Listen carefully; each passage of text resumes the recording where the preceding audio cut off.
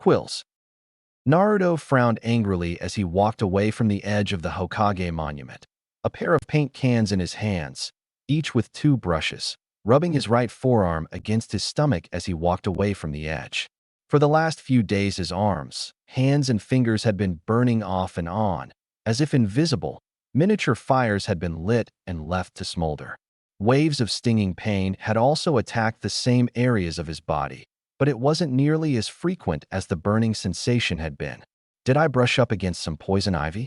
Poison ivy was prevalent in the forests that surrounded the village, and it wasn't unheard of a stray plant or 2 growing within the village. The sound of stampeding feet stopped his thoughts, and instinctively, the blonde snapped his head toward the oncoming sound. There, less than 30 feet, bounding up the path that lead from the bottom of the monument to the top, and the observation station seated there, were several chunin, all of whom were red-faced, whether it be from exhaustion from running up all 20 flights of stairs or the anger that they felt as they saw his work. "Oh shit," he exclaimed as 2 of the 6 visible chunin made a beeline straight toward him. Swinging his body, paint buckets and brushes as well, the blonde boy turned himself around and dashed toward the observation station. "Get him!" one of the chunin yelled as she joined her 2 male counterparts in chasing the blonde-haired, orange-clad, paint-bucket-wielding academy student. Running as quickly as he could, Naruto reached the observation station and slid around the far left corner of the building and began to look for a place to either hide or slip under to hide from the chunin on his tail. Looking around, the blonde-haired preteen couldn't find anything. Hearing the chunin advance on his position, Naruto's heart began to beat faster.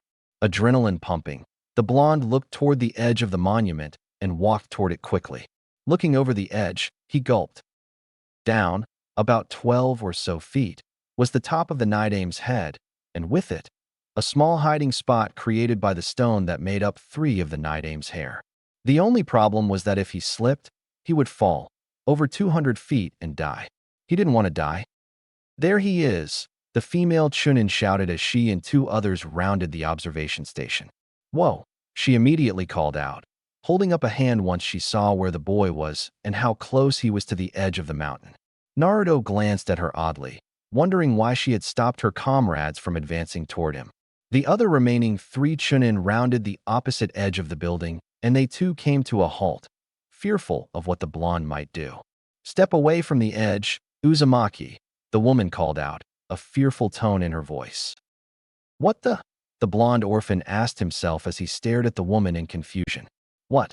Does she think that I'm going to jump?" He looked back down at the Nidame's head and gulped. "Oh, right, I was thinking about jumping. I'm a moron." A shot of pain raced up his right arm, causing him to flinch and stumble backwards slightly. His right heel teetered on the edge, sending fear through both Naruto and all of the chunin present.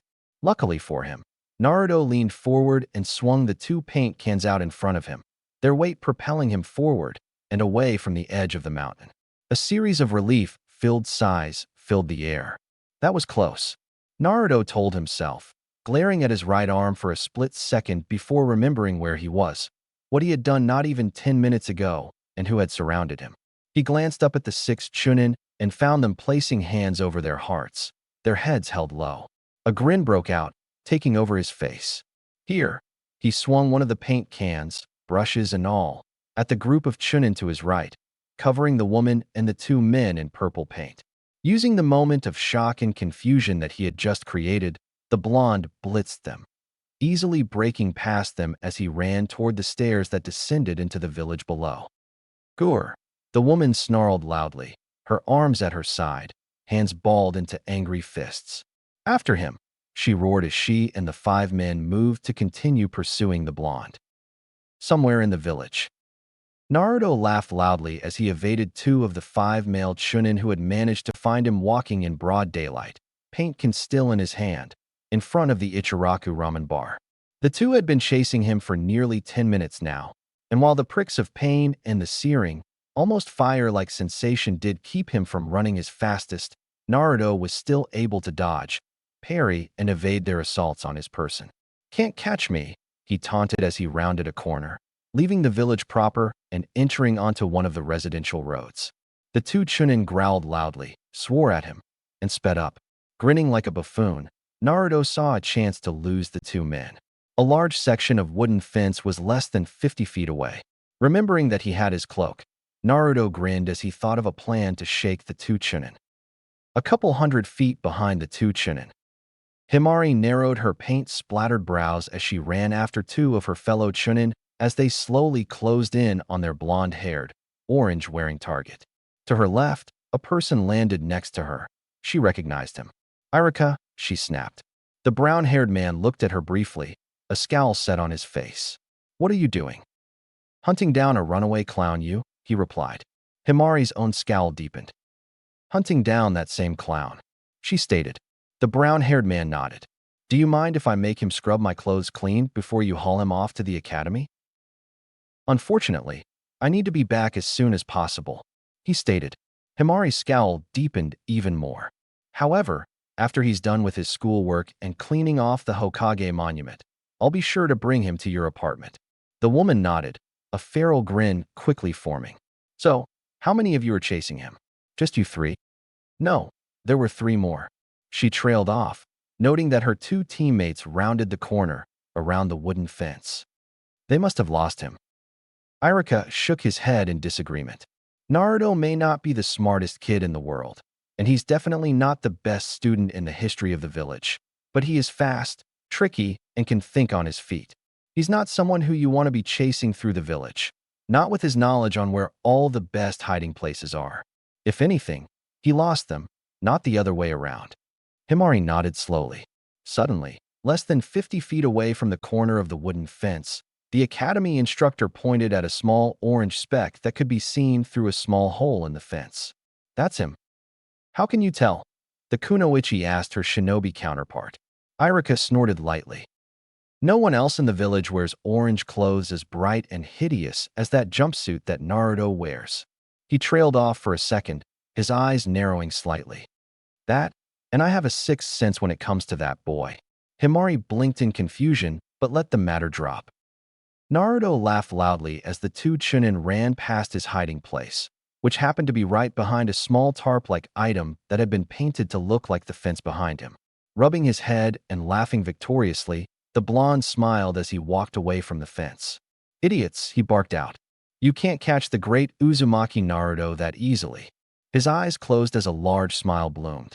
The sudden darkening of the area around him and the coolness that touched his body as shadows quickly overwhelmed his position didn't go unnoticed.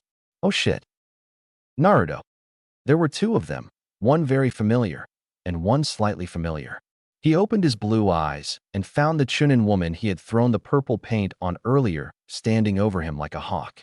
To her left was a very familiar and very pissed-off Academy sensei. He giggled sheepishly, suddenly feeling very small. "Hiya, Iruka sensei." A strong hand gripped the back of his white t-shirt and lifted him up off the ground. "Wah," he yelped. "What the hell do you think you're doing?" the angry man snarled at the blonde, who hung from his hand helplessly, like a fish that was dumb enough and hungry enough to bite at a baited hook, and then too weak to fight the fisherman and the retracting reel. "You, the blonde began, trying to think of something to say. A quick shake shut him up. "First, we go to the academy, Naruto," the angry man stated slowly. "Then you clean the monument. And then, after that, you are going to scrub all of the paint off of Himari-san's clothes. Understand me?" The man's narrowed eyes made it hard for the blonde to disagree. Nodding, the man nodded sharply as well, in a way that screamed good. Arms and fingers on fire, his stomach upset from the pain that coursed through his body, Naruto continued scrubbing the paint out of Himari's clothes. Off to the side, sipping on a cup of tea, stood both Iruka and Himari, conversing lightly to each other. Sure. Laugh at each other's jokes while I'm over here, standing over a wash tub washing her damn clothes by hand." He cast a quick glance at the two chunin. His blue eyes narrowed dangerously at them. "It's not like I feel like crap or anything." Maybe if he had voiced how he was feeling? No. He shook his head and began to scrub faster and harder, ignoring the pain as best he could. "Iruka will send me to the nurse or something. I'll just get this done and then go home. He doesn't need to know about it." "Yeah." "Hey, are you sure you don't want any ramen, Naruto?" Iruka asked his blonde-haired student. wondering if the blonde was okay or not. The blonde nodded. I'm too tired for ramen today, Iruka-sensei. The blonde replied, waving the man's unspoken concern away. My arms hurt. My hands hurt. I just want to go to sleep. Iruka's worried frown disappeared slowly, and a small smile replaced it. He slapped the blonde's back, sending painful waves of sharp, pinprick-like pain racing up and down the blonde's back, unaware of how his student felt at that point in time. I guess this will teach you a lesson then, he asked the blonde, who frowned. Don't paint the monument or fellow Konoha ninja if you don't want to do the time. The blonde grumbled under his breath. Iruka's smile widened. Well, I'll let you go home then. After all, you'll need your rest if you hope to pass the exam tomorrow. The next morning, it took all he had not to scream in pain as he sat down in his designated seat in the classroom at the academy. The painful, burning, pin-prickling sensations were back, and it was worse than it had ever been. All because Iruka made me scrub the stupid monument. A faint blush creped onto the boy's face as his mind replayed a portion of the previous night's events, scrubbing off Himari-san's bra, where some of the purple paint had stained through her shirt and soaked into her underwear.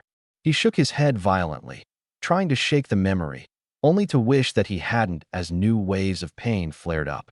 Clenching his eyes shut, the blonde gently laid his head down on the surface of his desk, somehow hoping that the cool desktop would be able to cure his pain. It didn't. I hope this goes away before it's my turn to take the test. The last thing I need is for this stupid pain to cause me to fail. Chunin examination. Well, Bunshin, got that, Naruto? Iruka asked as he stared at the blonde, his eyebrows furrowed as he watched his most annoying, most interesting, and more importantly, most confusing student fidget in a way that made him think that the boy was in pain, but desperately trying to hide it from everyone. It wasn't working, he noted as he glanced over at Mizuki, who also stared at the boy oddly. Are you okay, Naruto? He voiced his thought. The question brought the boy's eyes snapping to his brown eyes. I'm fine, came the blonde's terse response. Frowning, but ignoring the blonde's tone, the chunin waved for the blonde to continue. He nodded, rubbed his arms in an almost desperate manner against his stomach for a couple of seconds, and then took up position and started to summon his chakra. The floor started to shake and the pictures on the walls started to shake as a blue, hue surrounded the blonde's body. Spider web-like cracks appeared in the paint that decorated the walls as the blonde concentrated. Both chunin stared at the boy in disbelief. So much chakra. He's going to overdo it. Iruka thought to himself. Never had the brown-haired chunin seen an academy student summon so much chakra that it became visible, shook the floor, paintings on the wall, and caused the paint on the walls to crack like ice covering a puddle on a cold day in winter. Bunshin no jutsu. Later that afternoon, Mizuki spotted the blonde-haired boy trudging through the village, more than likely heading toward his apartment, with his head hung low. He couldn't tell whether or not if the boy was depressed because he had failed the exam for the third time in a row, or if it was because he was still in pain, like he had been earlier during the exam. Not that it really matters if he's in pain. The silver-haired man thought to himself. All he has to do is bite after the worm. Hey, he called out. The boy seemed to ignore him as he walked through the streets. Frowning, the white-haired man wondered if the boy hadn't heard him. He tried again, this time louder. Hey, Naruto. The boy snapped his head up and looked for him. He jogged over to the boy and placed a hand on his right shoulder. The touch made the boy jump slightly, but Mizuki ignored it. Hey, Mizuki-sensei. The boy greeted him, offering a smile that the chunin immediately picked out as a fake smile. What's up? Don't blame Iruka, Naruto-kun. He began. He may be a bit harsh and may have been a bit forceful, but he's only got your best intentions in mind. The blonde frowned. It's that damn Bunshin, the blonde griped, not caring in the slightest about the people around them as they walked through the street. No matter how many times I try it, no matter how long I practice it, I can't do it. Mizuki gave the boy's right shoulder a sympathetic pat or two. I'm sure you'll get it soon enough, Naruto-kun. He stated. I wanted to graduate today, Mizuki-sensei, the boy stated loudly. I wanted to become a genin and go on missions. Beat up bandits, rescue pretty princesses in distress. The boy's arms flew up toward the sky, nearly knocking his right fist into Mizuki's face thankfully. The chunin had the sense to move his face to his right to avoid getting nailed by the boy's fist. "You know, Naruto-kun," Mizuki began, casting a glance around himself as he began lowering the proverbial line and baited hook in front of the preteen. "There is another way." Another way what?" Mizuki smiled brightly at the blonde. "To become a genin, of course." "Tell me." Several hours later, Naruto stared sleepily down at the scroll that he had laid down on the forest floor, spread out in front of him. He had, for the last hour or so, been dangerously close to falling asleep, but had kept himself awake through sheer force of will alone. That, while a tiring thing to do, turned out to be a good thing. The terms and conditions of the makeup exam were that he had to steal the forbidden scroll from the Hokage's office, which he had already done, despite the pain that continued to attack his body. The other conditions were that he had to be near the training cabin, south of the village, that was used by academy students from time to time, and that he had to learn at least one jutsu. The scroll was full of jutsu, but save for two, Naruto couldn't understand them in any way, shape, or form. A lot of them revolved around sacrifice, super speed, and time bending. It made him feel even stupider than he knew he was. The only two he could understand were a jinjutsu, which he immediately cast aside, remembering a tiny portion of Sakura's explanation yesterday about jinjutsu. Something about needing really good chakra control and that if you couldn't make a single bunshin, then jinjutsu was an impossibility. That comment was more or less directed at him, and if it weren't for the glare she had sent at him while she spoke, he might have mistaken it as a piece of helpful advice. The other jutsu in the scroll was a type of bunshin, and despite fearing that he wouldn't be able to do it, it was the only jutsu that scroll had that he could understand properly. So, sitting down on the ground, staring at either the scroll or the inside of his eyelids for seconds at a time, for nearly 2 hours, the blonde had studied and studied. Going over all the notes that were written down on the scroll, there weren't that many, and going through the hand signs for the technique. He had, from time to time, tried the jutsu, but the clones had either turned out just as bad if not worse than the original bunshin technique taught at the academy. He did notice, however, that some of the latter attempts were getting better and better, albeit slowly. As he forced his burning hands and fingers through the seals once more, ignoring the pain as best as he could, the blonde-haired preteen failed to notice the brown-haired man who had landed on a tree limb several yards to his left. On one more shot, Naruto told himself as he pushed himself through the jutsu, summoning his chakra, which felt like boiling water flowing through his veins rather than blood. The blonde had sucked in a breath of air when the faint moonlight that had bathed him all night thus far turned to a dark, almost dangerous shade of black. He fumbled his seals and mispronounced the words of the jutsu as he turned his head in an effort to see what had lumbered up behind him while he trained. The resulting explosion sent the scroll, himself, and the shadow behind him sprawling several feet away from the epicenter of the chakra-based explosion. "Gah! Gah!" His pain-filled yell was echoed by an older, deeper, and more aggravated from his left. Looking up from his resting spot, he noted the familiar figure of his academy sensei, Iruka, lying on the ground, groaning and testing portions of his body, like his neck, hands, arms, legs, and feet. "Iruka-sensei?" Naruto asked, his voice low and hoarse. "Wadash." The academy instructor glared harshly at him, a look so fierce that it shut the blonde up almost instantly.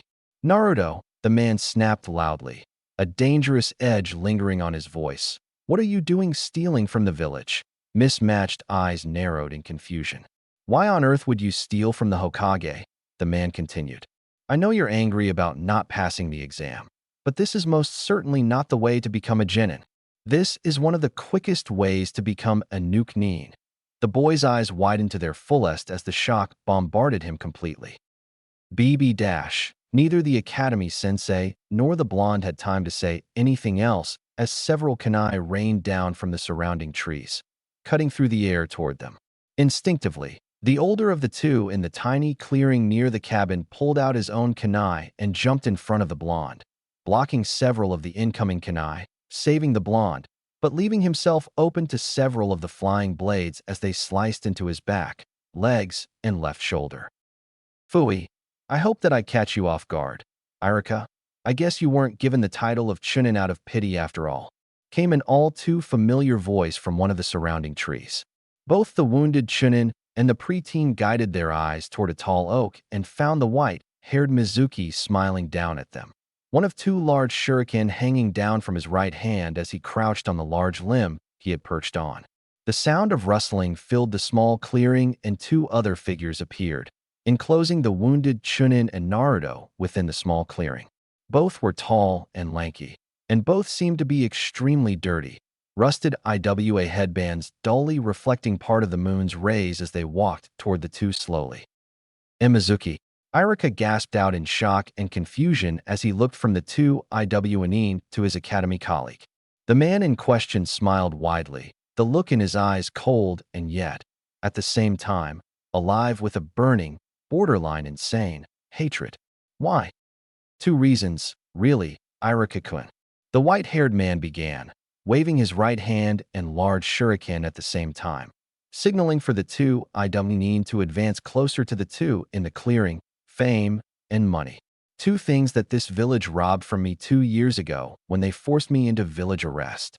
He hoped down to the forest floor and sauntered over to the brown-haired man, stopping a foot away from the chunin. You recall my last mission, don't you, Iruka? The white-haired chunin asked.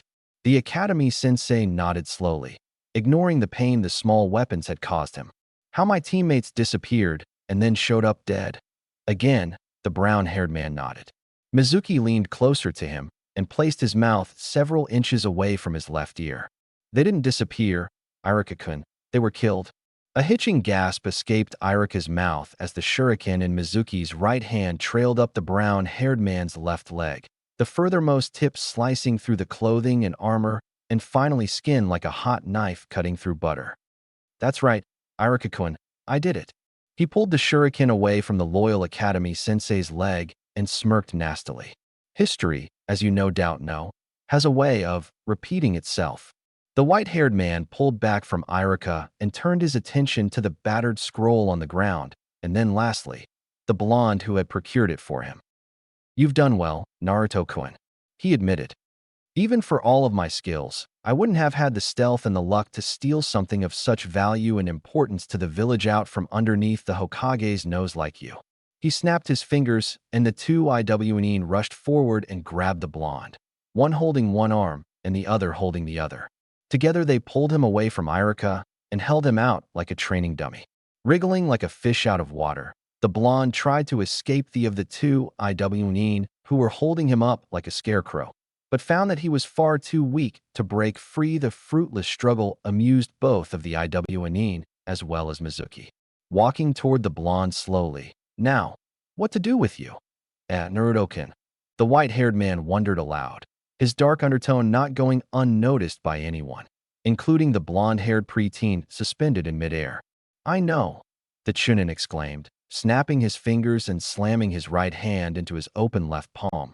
I'll tell you a secret that everyone in the village knows, save for you. Those who are 1 or 2 years older than you and those younger than yourself. Do you want to know what it is? Naruto shook his head slightly. Are you sure? I mean, it is about you after all. I thought you'd like to know it. The blonde's eyes widened. He, of course, hadn't known about a secret that involved himself. He cast a glance to the wounded sensei who had tried and failed to protect him moments earlier. The man's face was alit with both pain, fear, and shame. He looked back to Mizuki, a frown set in place. I thought so. Curiosity killed the cat. Or, in this case, killed the fox.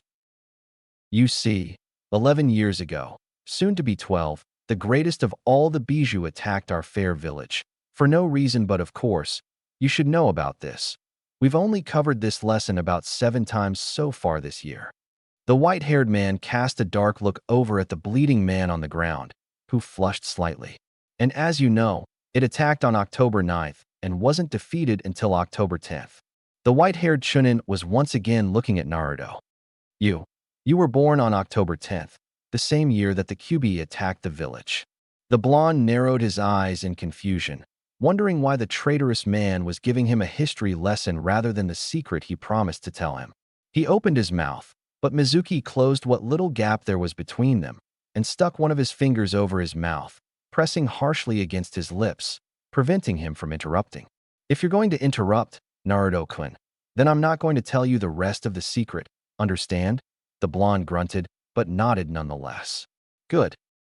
You were born on the very night that the Kyuubi was defeated. Naruto felt one of the Iwnin twitch and cocked his head the best he could to see why the man had flinched. Mizuki's finger turned into a tri-fingered grip and grabbed him by the chin and wrenched him back to look into his eyes. I'm not done, he snapped. So I'd like to have your undivided attention on me. The man took a breath of air before continuing with the tale he had to tell. The secret that revolves solely around you, Naruto-kun, is the fact that in truth, the Yondaime didn't kill the Kyuubi. No. If he, a mere man, could have killed the Kyuubi battle, then other nations would have done so to the demons that had attacked their villages. No, instead, he injured the demon with an unknown jutsu, and with a brilliant white-purple flash and a massive wave of chakra, the Kyuubi vanished. The Yondaime Hokage was dead, face first on the ground, mouth full of blood, mud and grass. And you, lying on a stone altar, surrounded by candles. Mizuki leaned in closer and rested his mouth near Naruto's left ear and spoke softly. The Kyuubi never died, Naruto-kun. Do you want to know what happened to it? Why you're always picked on, made fun of, why no one, not even Iruka-sensei likes you. The blonde managed to gulp down his fear and gave a half nod. Mizuki's smile widened. The Kyuubi didn't die. Instead, the Yondaime forced it to change bodies with a small, blonde-haired, purple-eyed baby with whisker marks on his cheeks.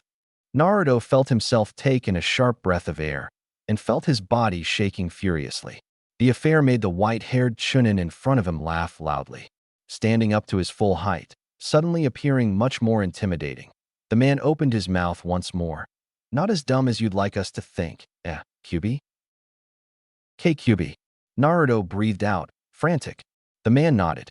The sounds left the world as the beating of his heart quickly filled his ears, and then, like an angry bee protecting its hive, the pain that had been plaguing him for the last few days started increasing, tiny pinpricks turning into stabs, and the burning sensation changing to liquid fire.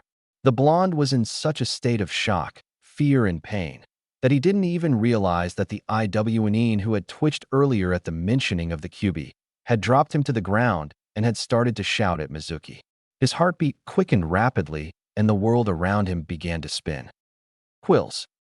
Tai and Jin, chunin-ranked shinobi from Iwagakure, stared at the white-haired man named Mizuki. He was, as he professed when he had met them 2 nights before in an unmarked cave that had at one time housed a bear, though, according to Mizuki, the bear had been killed when he was a young boy as a safety precaution. A Konoha-born shinobi looking to break away from the leaf and make his own name in the world. They should have known that there was something wrong with the man when he told them of his plan. The man's plan first relied on the failure of a young boy whose grades had been suffering ever since he started at the Konoha Shinobi Academy when he was 6 years old. He had taken the Genin exam twice before and had failed both times, though now he had mastered 2 of the 3 trivial techniques that the Konoha Academy demanded their students to know but had never been able to create a single clone, let alone 2. After the boy failed the exam, Mizuki told them that he was sure that the boy would, as he had the previous times he had failed the exam, mope about the village, not wanting to be seen or ridiculed by his classmates. He would find the boy and then fill him in on a fake method to become a Genin, stealing one of the most sought-after artifacts that Konohagakure had within its Kage Tower, the sacred scroll of sealing, more commonly known as the Scroll of Seals, a treasure that would make the Tsuchikage sing like a cat in heat.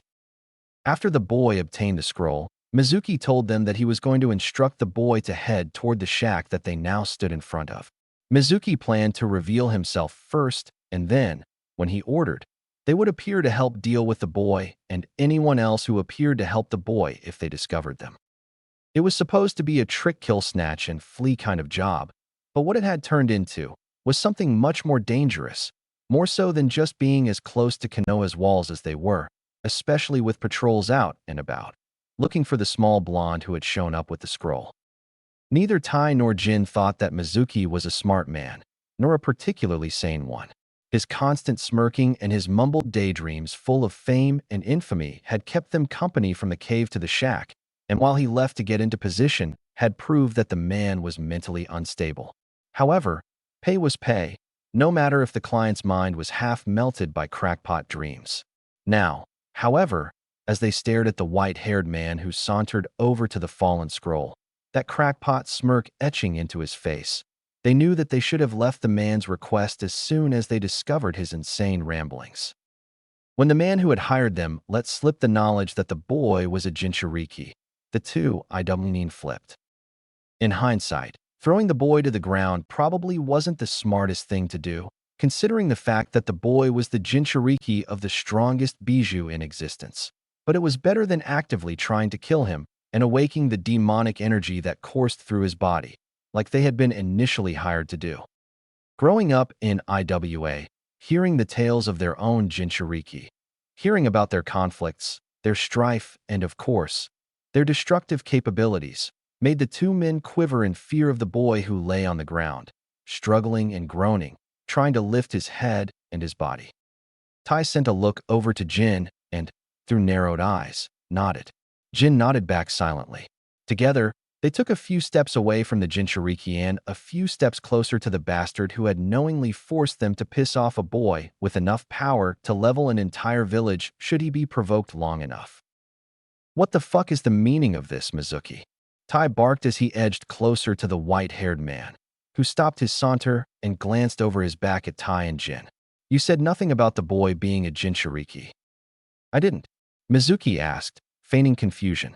The feint, if used on somebody who hadn't been a vested warrior of the shadows with many years of reading in between the lines, may have worked. But because the two men were ninja and had spent many years reading between the lines, and the grin that quickly broke out on Mizuki's face only seconds after asking his question, the act fell through quickly. My bad. He apologized in a mocking tone. It must have just slipped my mind. Face contorting with anger, Jin opened his mouth and dug into the white-haired bastard. You dumbass, he barked. Do you have any clue what you're doing? With what you're screwing around with? Mizuki's response was to cease grinning and shrug. Does it matter? The man asked, bringing his left hand to his ear and began to pick at it, clearly uninterested in what Jin or Tai had to say. I mean, the boy got the scroll. Iruka's as good as dead and the boy's about to meet the headsman. Who cares what Konoha does? He paused and gave the duo a quick glance over before narrowing his eyes. Don't tell me that you're scared. Too big, strong, proud Idanin like you two are afraid of Konohagakure running you down for killing one or two of members of their village. Please. What the fuck are you talking about, you stupid moron? Jin shouted, leaning his head forward slightly as he shouted at the white-haired chunin. I'm not afraid of Konoha. Neither of us are. He pointed at Naruto, who had, for a time, given up in trying to push himself up. That kid's a Jinchuriki, someone with the ability to destroy entire villages, and you're standing here talking about killing him as if you were cutting cheese or fruit. You kill that kid, Mizuki, and the only thing you'll end up doing is subjugating yourself to a world of hell before he kills you. Tai added, trust us. We've seen Jinchuriki use their powers before, and if there's one thing that will provoke the demon's ire and power that lurks within them, is trying to kill their host. Whatever, the white-haired man stated with a casual shrug. If you two want to flake, then so be it. Leave. You won't get paid though, and you won't get any recogni dash. Huh. Tai's disbelieving chuckle ripped through the air, stopping the white-haired man's speech. You think that money and recognition are enough to keep us here to be skewered by a Jinchuriki? Do what you want, Mizuki, die if you want to. Because if you really think that you can just try and kill a Jinchuriki without consequence, then you're far stupider and far crazier than we originally thought you were. Tai crouched, Jin copying him. Have fun, Mizuki. I hope that the kid tears you in half. With that said, both IWN jumped up into the canopy, leaving the crazy man alone with the Jinchuriki and the downed academy instructor. Spat Mizuki as he listened to his hired help flee, too scared to even finish a job. He turned to Naruto and sighed. I guess it's just you and me, Naruto-kun. He fletched a kunai out from his weapon's pouch and walked over to the boy, a murderous glint in his eyes. Still face down, The boy groaned painfully as he tried to push himself up. The shouting was over and done with. Even through the spinning world, he could tell that somehow, whatever Mizuki had told him about being the Kyuubi had made the two Iwnin extremely mad. Grunting painfully, Naruto managed to push himself into a position where he could finally see what was going on. He kind of wished he hadn't. Stalking toward him, like a jungle cat, was Mizuki, kunai in hand and a sick grin plastered on his face. The man's eyes gleamed with a hidden energy that seemed to swallow the air around Naruto's head, making it immensely difficult to breathe. What is this? The blonde asked himself as he tried to swallow air, trying to force it down into his lungs. Is this some sort of jutsu? I wish I could say that it's been fun, Narutoops, I mean. Kyuubi. The white-haired man sneered as he closed the ever-shrinking gap between the blonde and himself. But I've got places to go, people to see dead, and of course, villages to betray and later on, destroy. Mizuki stopped a foot or so away from Naruto, twirled the kunai in his hand once, twice, thrice, before catching it firmly in his right hand, handle in his hand, the blade pointing down below his palm. Raising his arm high above his head, Mizuki's eyes grew large with excitement seconds before lunging toward the blonde, weapon streaking through the midnight air aimed down at the blonde's neck. Seeing the weapon's arch, body-paralyzing pain melted away to a dull throb as the blonde instinctively flattened himself against the ground and quickly rolled out of the way, effectively dodging the kunai's descent. "Damn it, Kyuubi!" the insane man snarled as he stumbled from his miss. "Stay still so I can kill you." Setting himself right, the white-haired man charged after Naruto. Still lying on the ground, noticing the man's charge, continued to roll away from the man, just barely managing to keep in front of him and his weapon, until the man lobbed it at him. Thankfully, being blind by anger and rage, the man had aimed at him and not where Naruto would have rolled to, making the mistake a blessing in disguise even if it nearly caused the blonde to lose control of his bladder. "I've got to stop rolling around and do something," Naruto told himself as he stared at the kunai that had almost hit him, sticking out of the ground. The sound of metal sliding out against metal caught the blonde's attention. Turning his gaze from the kunai sticking out of the ground toward the new sound, Naruto felt his eyes widen as far as they could possibly widen as Mizuki drew a large metal shuriken, a windmill shuriken, if he remembered correctly from class, and placed his right hand inside of the large hole in the center of the weapon. "Is he going to throw it at me?" the blonde wondered. To his surprise, the man didn't throw it. Instead, he began to twirl it around his right hand. After 5 or 6 twirls, the man stopped twirling it with his hand and then began to twirl it at an incredible amount of speed with what must have been chakra. The sound it created just spinning was awful, like a large stand fan set on high. When the man swung it through the air, the sounds fluctuated horribly, and combined with the murderous face that Mizuki now wore, Naruto felt the blood drain from his face. Scared, the white-haired man asked tauntingly. Not bothering to give the blonde a chance to answer, the chunin sprung forward, brining his spinning weapon down toward the blonde. Not wanting to be sliced to ribbons, Naruto willed himself to roll several more times to evade the spinning blade of death seconds before the blade made contact with him. The sound of cloth ripping and earth being torn asunder filled the air. As he stopped rolling, Naruto glanced down at his person quickly. His left shoulder, which had been covered by his jumpsuit completely seconds ago, now sported a large, clean tear, and a large, shallow and, thankfully, slender gash.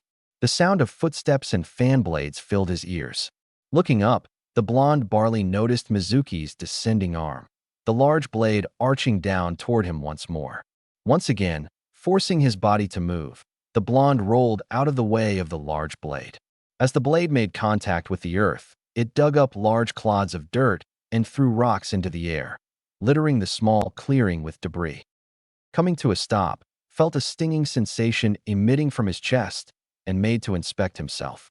However, unlike the last couple of times, Mizuki didn't pause to see if he had hit him or not and instead brought his weapon out of the earth and sprinted after him. Rolling preemptively, Naruto tried to force himself further and further away from Mizuki. each roll only gaining him centimeters freedom from another frenzied swing from the man's spinning shuriken of death. The evasion continued like this until Naruto found himself rolling directly into the trunk of a large oak tree. Eyes wide with fear, Naruto twisted his body around and planted his hands against the ground, watching as Mizuki's attacks came closer and closer.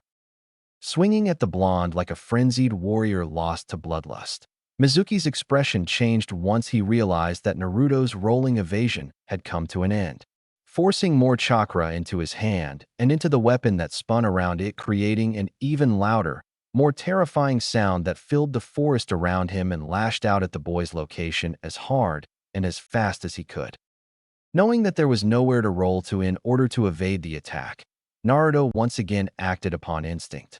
Only this time, rather than evading and dodging, curled himself into a ball, arms brought up to try and deflect as much damage from the attack as possible, even if, deep down inside, he knew it wasn't going to save him.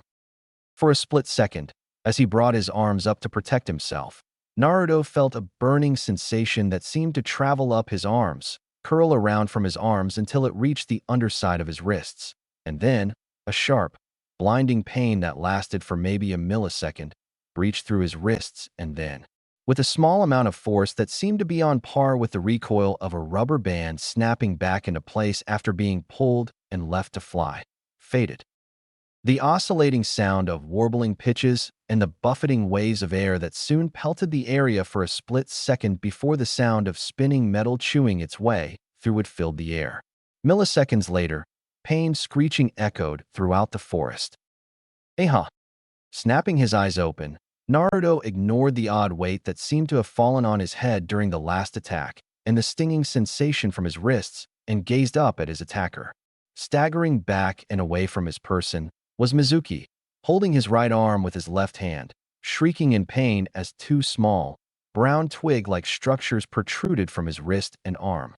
Blood seeped down from the two small wounds and fell to the forest floor. "What did you do?" The man screamed painfully as he tried to pull the barbs out of his wrist and arm. However, as he touched them, the man tore his left hand away from them, and his shrieks of pain increased in both length and sound. Did I do that?" The blonde wondered as he sat below the tree that Mizuki had trapped him under less than a minute ago. A sudden groan of wood creaking behind him cut his train of thought off. Twisting his head around, shaking off sawdust off of his head in the process, and stared up at the large shuriken sitting in the middle of the large tree's trunk. A large brunt-smelling gashnot uniform in depth, length, or width had left the tree with little to hold it upright properly. The cracking of wood fibers filled the air as the large tree began to sway toward him. Flipping over onto hands and knees, Naruto pushed his pain-riddled body to its limits as he scurried away from the falling tree. Izumo and Kotetsu, accompanied by Akamichi Chuza, ran through the thick forest that surrounded their village in search of the blonde thief. Their search thus far, nearing the second-hour mark, was beginning to seem hopeless, but until they found him, or until the Hokage called the search off, it was their duty to continue searching for the boy and the scroll that he had swiped from the tower. It wasn't until a sharp, pain-filled scream filled the air did they feel like they had gone the right direction in their search. "This way," Chuza declared as he veered off toward the right, ducking under a low-hanging branch in search of the person who had screamed seconds earlier. The two chunin nodded silently and followed the jounin. Suddenly, with the sound of a roll thunder, the earth began to shake violently. "An earthquake?" Izumo asked his allies. Neither Kotetsu nor Chuza answered as they stopped running and braced themselves. But, just as suddenly as it had begun, the noise and the shaking stopped, leaving all three shinobi bewildered. "Not an earthquake," the large ninja began, taking a deep breath of air in through his nose. The smell of freshly upturned earth filled his senses. "A tree." He nodded in the direction where the smell emitted from. "This way." Without waiting for the two chunin to follow him, Chuza left toward the vicinity of the freshly upturned earth and the fallen tree. Izumo and Kotetsu glanced at each other briefly before sprinting off after the jounin. The first thing to meet Chuza's vision as he came across a now destroyed clearing was a large, fallen tree that crushed a small cabin. Thankfully, from the small and now unfortunately destroyed flag that had been posted on the north side of said cabin. It was a mock cabin used to train both genin and chunin alike in stealth. For now, ignoring the crushed cabin and the large oak that had fallen on top of it, the man discovered something that made his blood run cold. Lying face first, less than 15 feet away from the fallen oak, was his son's now ex-academy instructor, Yumino Iruka. Rushing to check the man, Chuza's nose filled with the scent of spilled blood. Kneeling down beside the unconscious man, Chuza noted the depth of the man's wounds. Fingers lightly touching the man's legs, the jounin felt his right index finger trail across the gash that traveled up and down the man's left leg. He quickly placed his fingers against the man's neck and waited to see if there was a pulse. Bum, bum. Swearing softly, Chuza dug his hands into his medical pouch and pulled out a blood-replenishing pill and bit into it before shoving it into the chunin's mouth. Using his hands and gently massaged the injured man's throat, coaxing the pill down. The larger man hoped that the academy instructor would pull through. Chuza! The sound of his two chunin partners breaking though the brush forced his head away from the injured chunin and toward their position. What's going on? Izumo asked as he jogged over to him, Kotetsu following him close behind. Seeing the downed chunin under the jounin's person, they frowned. Is he dead? Chuza shook his head. Not yet. I've forced a blood pill down his throat as a last resort, but he still might not make it. Not with the damage he's sustained and the amount of blood he's lost already. He paused for a moment. One of you take him to the hospital. I'm going to see if I can't find our thief-turned-murderer. Kotetsu and Izumo turned to look at each other. I'll take Iruka to the hospital. Izumo offered as he bent down to pick up the injured chunin, though just barely, not wanting to agitate the man's wounds further, and disappearing via shunshin. Watch your back, Chuza, Kotetsu warned the jounin, who gave him an odd look. Naruto may not be the smartest kid in the world and he may not even be a genin, but he's a master at hiding when he doesn't want to be found. Trust me, I've had to look for the little brat before. The jounin nodded before turning to gaze about the destroyed clearing.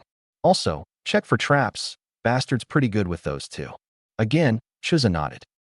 As the two shinobi walked slowly around the clearing, both Chuza and Kotetsu could plainly see the large gouges in the earth.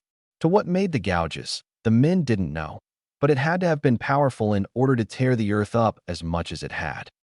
5 minutes into their slow search, led Kotetsu toward the stump of the freshly felled tree. At first, he didn't expect to see anything, save for maybe a body, flattened and smashed by the large tree. But after a minute of searching, he discovered the white-haired assistant instructor who assisted many of the instructors at the academy rather than just Iruka. He was unconscious, which was probably due to being in such proximity to the fallen tree. Bending down to see if the man was still alive, he began to check him out. Depressing his fingers to Mizuki's neck, he checked the man's pulse. The somewhat steady beat of the man's heart allowed for the conscious chunin to sigh in peace before moving on. As he scanned the man's body with his eyes, cursing the moon's splotchy lighting, he couldn't find anything wrong with the man at first. It wasn't until he checked the man's right arm did he find the 2 barbs sticking out of Mizuki's hand and wrist. Chuza, I found Mizuki. The larger man turned his head toward Kotetsu. Mizuki, wasn't he the one who told the Hokage about this whole fiasco? The large man pondered. Or was it Iruka? Something wasn't right. Nothing was adding up. As he stood up, intending on heading over to help Kotetsu with the other fallen academy instructor, something large and white caught his attention. Turning toward it, the large man instantly recognized it. The scroll. He began to head over to the artifact, but stopped as Kotetsu's words came back to him. Looking around the area, he couldn't see anything out of place, other than the fallen tree and the second fallen academy instructor. He couldn't see any glinting strands of wire in the moonlight. He couldn't sense anything out of place either. Slowly walking over to the scroll, the large jounin kicked at it with his foot. Nothing happened. Deciding that the scroll wasn't trapped, the large man finally bent over and picked it up. With the scroll safely in his hands, Chuza stood up, ready to call the search off for the blonde thief. When, as he straightened himself up, he noticed a small bundle of orange off to the side of the crushed building. Is that? Chuza pondered. Hefting the scroll up onto his left shoulder, the large man carefully walked over to the orange bundle. Once near it, he could see the face of the blonde thief, covered in dirt and a tiny bit of blood. His body quivered every now and again, but other than that, the boy seemed to be completely unresponsive to his surroundings. Chuza nudged him with his right foot, and when the boy didn't even move to swat at it, he realized that despite the boy's quivering, the preteen was most definitely unconscious. Kotetsu, he barked, turning his head toward the chunin. Take Mizuki to the hospital, then go report to the Hokage. If you get there before I do, tell him that I have both the scroll and our young thief. Understand? The chunin nodded and bent over to grab hold of Mizuki so as to shunshin him to the hospital. With a cloud of smoke signaling his departure, Chuza turned back to the blonde preteen and silently wondered what exactly happened. There's no way that an academy student dropout could have taken on two fully trained chunin, not to mention a boy his age who, like my own son, doesn't like to read or study, knowing one of the main arteries travel through your legs? It made no sense. Laying the scroll down on the ground, Chuza took out a smaller scroll from his vest pocket and undid the seal that kept it closed. Biting his thumb, the large man wiped his bodily fluid on the roll of paper and made several quick hand seals. In a small cloud of smoke, two objects appeared: a rope and a pair of chakra-eating handcuffs. Though something in the back of his mind told him that the boy hadn't done what he initially thought he had, the boy was still both a suspect and a thief in the matter. And, with all thieves, there were certain precautions that had to be taken before moving them. Sarutobi Hiruzen stared at the large jounin who had, as Kotetsu told him he would after dropping Mizuki off at the hospital, just arrived, scroll of seals over his left shoulder, and the little, unconscious blonde thief in his right hand, bound and handcuffed. Hokage-sama. Chuza greeted him tiredly. I found both the scroll and the boy, as you ordered. Hiruzen nodded. Thank you, Chuza-san. The Hokage thanked the man for his service. If you would, please place Naruto on the couch. I'll take the scroll. As commanded, Chuza handed the scroll to the short Hokage before walking the boy over to the couch and setting him down it. As he made to stand up, Chuza kept his gaze on the blonde, obviously deep in thought. Hiruzen noticed the action. Something the matter, Chuza? I'm having a hard time believing that a boy like this, even with the potential aid of the QB, could have disabled two chunin-ranked shinobi, Hokage-sama, the man stated. I've heard of tales from places like Suna and IWA, where Jinchuriki can easily destroy entire villages, but I've never once heard of or seen this boy use the QB's powers before, and if he did, why are we still here? Surely he would have killed us, or left a trail of destruction through the forest from his flight, right? You have a keen mind, on par with your comrade Shikaku, Chuza. Hiruzen praised the man, making the man blush slightly despite the atmosphere around them. I in fact know exactly what happened in the forest, but I can't prove it, and while my word is law, this theft has reached so many ears that the entire village will know of what happened by mid-morning. When that happens, I'll have to have something to placate the remainder of the village other than just because I'm the Hokage and what I say goes. He walked over to his desk and slowly took his seat behind the desk. I'm afraid that until both Iruka and Mizuki wake up, Naruto will be spending some time in a cell. Who did it? Chuza asked. I can't tell you, Chuza. The Hokage stated sadly. These walls that surround us, the floors beneath and above us, all have my scurrying within them. Chuza immediately understood the meaning and nodded. However, Chuza, I think it's about time for you to go home and get some shut-eye. After tonight's activities, I think we all need some sleep. Thank you, Hokage-sama, Chuza said, bowing slightly before leaving the man's office in favor of returning home. When he had first woken, Naruto was scared of what he had found around him. To his left stood a large, thick stone wall, which was mirrored by the wall that encompassed his right as well as behind him. Possibly the scariest thing that he found about his new place of residence sat directly in front of him, a large grate of metal bars. Uzumaki Naruto realized where he was in jail. Prison life was much like Iruka-sensei had informed him, as well as the rest of the class a year ago. Gloomy walls with no windows, one toilet, and one sink, both extremely worn and dirty, and, depending on the size of the cell, anywhere from 1 to 5 beds, meaning that he would probably get a cellmate. Thankfully, his cell only had 2 beds, and for the first 5 days of his incarceration, it had been only him in the cell. The 6th day brought a cellmate.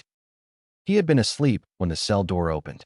The sounds of metal clattering against metal and the grunting noises that had accompanied the opening of the iron door had brought him out of slumber, and he quickly fell into a state of panic.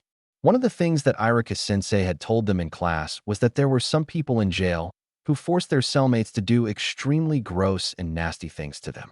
Naruto hid his gaze at the wall closest to him, covering his head up with the thin blanket given to him by the jail, praying that this person, his new cellmate, wasn't one of those kind of people. After the prison guards shoved this prisoner into the cell, they quickly slammed the door shut. An extremely loud and angry-sounding clang echoed throughout the jail as the cell door latch caught and locked. Not knowing what to do, Naruto kept his eyes on the wall beside his cot. He had no clue that his cellmate was a girl until early the next morning, when the guards brought breakfast. He didn't get a great look of the girl until dinner, but from what he could see from first glance, he could tell that she was young, maybe a few years older than he was, had long brown hair and a fairly pale complexion. That was it. She kept her face as hidden as possible as she grabbed a tray and slunk back to her cot, facing the wall as she ate in silence. There were no lunches in the jail. Naruto found that out the first day. The girl had, at least once, glanced at the cell door at what Naruto thought must have been around noon. He thought about telling her that, but didn't. He wasn't sure that she would have listened even if he had. Once supper came, Naruto finally caught a better glimpse of his cellmate. She did have a pale complexion, but it wasn't a sickly pale. She had amber eyes, and from the way the front of her shirt bulged slightly, even in her drooped forward position, she had a sizable bust bigger than Sakura's, he noted. He couldn't see how long her hair was. The light within the jail was offered by torches, and the light was swallowed hungrily by the shadows that inhabited the cell as it curved around the older girl's body. They both ate in silence, no sounds leaving their mouths as they dinned. For an entire day, and then some, neither of them spoke. Naruto opted for silence. Thoughts of what was going to happen to him now that he was a prison mate kept him silent. Sleep avoided him for most of the night. Because there were no clocks within the prison, something that Naruto had looked for during his first day of incarceration, he didn't know when he fell asleep. It wasn't until his cellmate shook him awake that he learned that he had fallen asleep sometime during the early morning hours. It was the first time that the older girl had acknowledged him, as well as spoke to him. "If you aren't going to eat, can I eat your breakfast?" Her voice, while feminine, was deeper than he thought it should have been.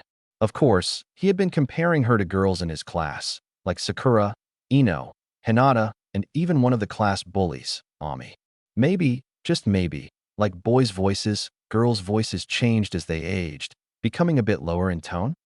Still groggy, Naruto looked over at the meal tray on the stone floor, trying to see what it was. Able to see only a small portion of the tray, he could only see toast and what looked like scrambled eggs. He looked at the girl, a tiny bit more aware of his surroundings now that he was a bit more awake. She was pretty, no doubt about it. Her amber eyes extenuated the rest of her face. Her nose and her cheeks, which seemed to just blend in with no real complexion wears or tears like some of the girls he had seen in class.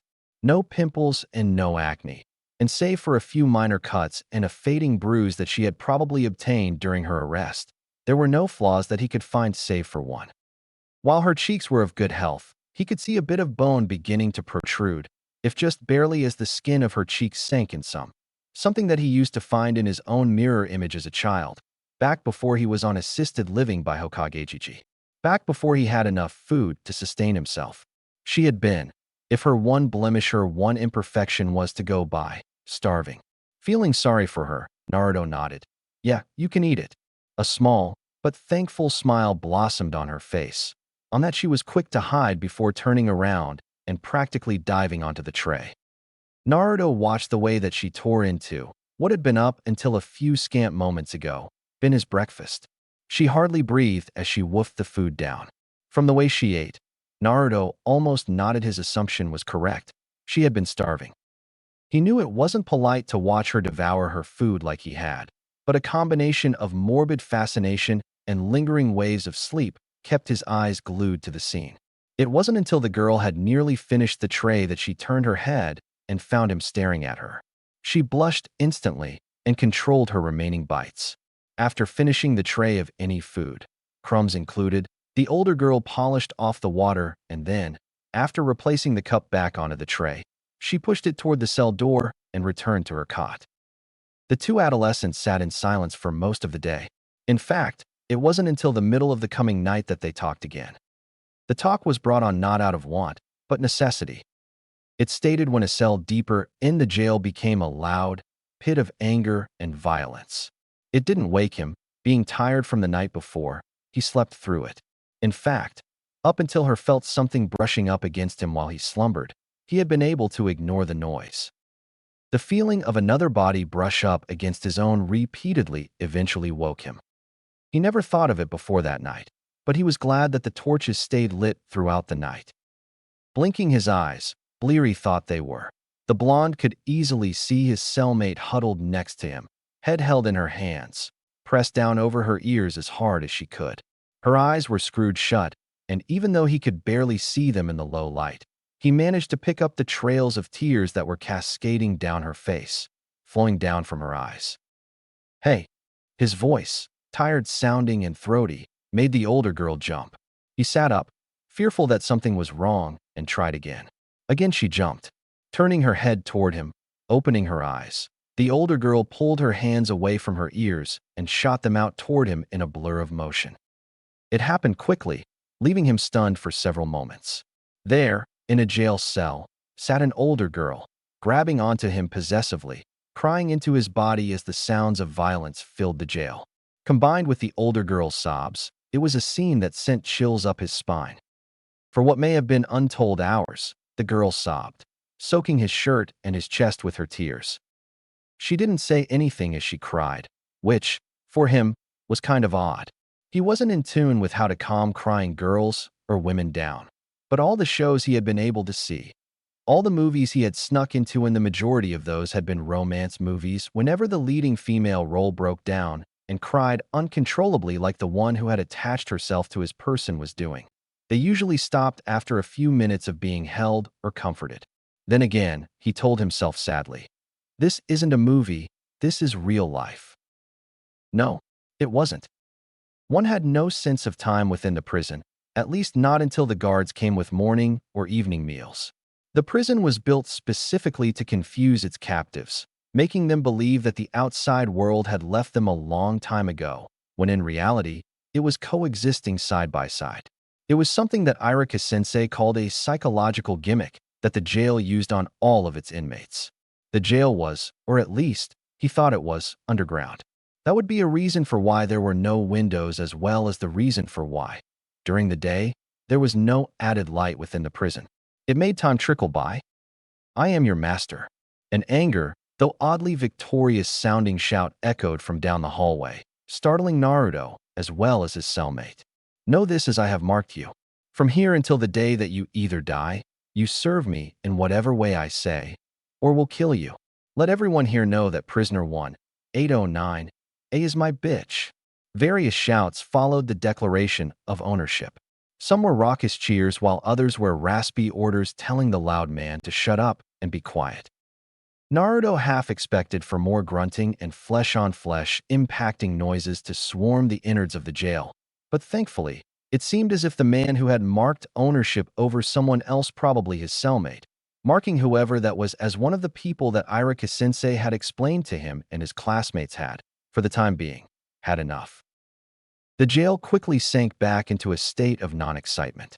It seemed like everyone around his cell were falling asleep.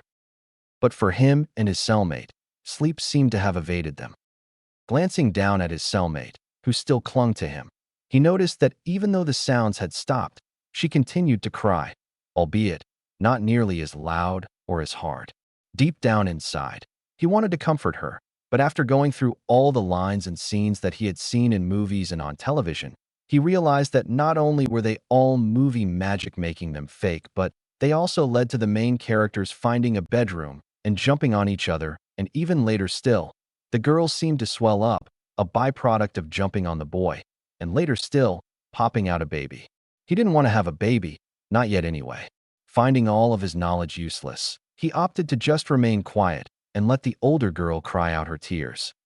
Thankfully, he wasn't the one to initiate conversation. Several minutes later, the girl did. "I am sorry." Naruto looked down at her, wondering why she would say something like that. Apparently, she was able to see his expression and elaborated, if only slightly. "I'm sorry for doing what I did."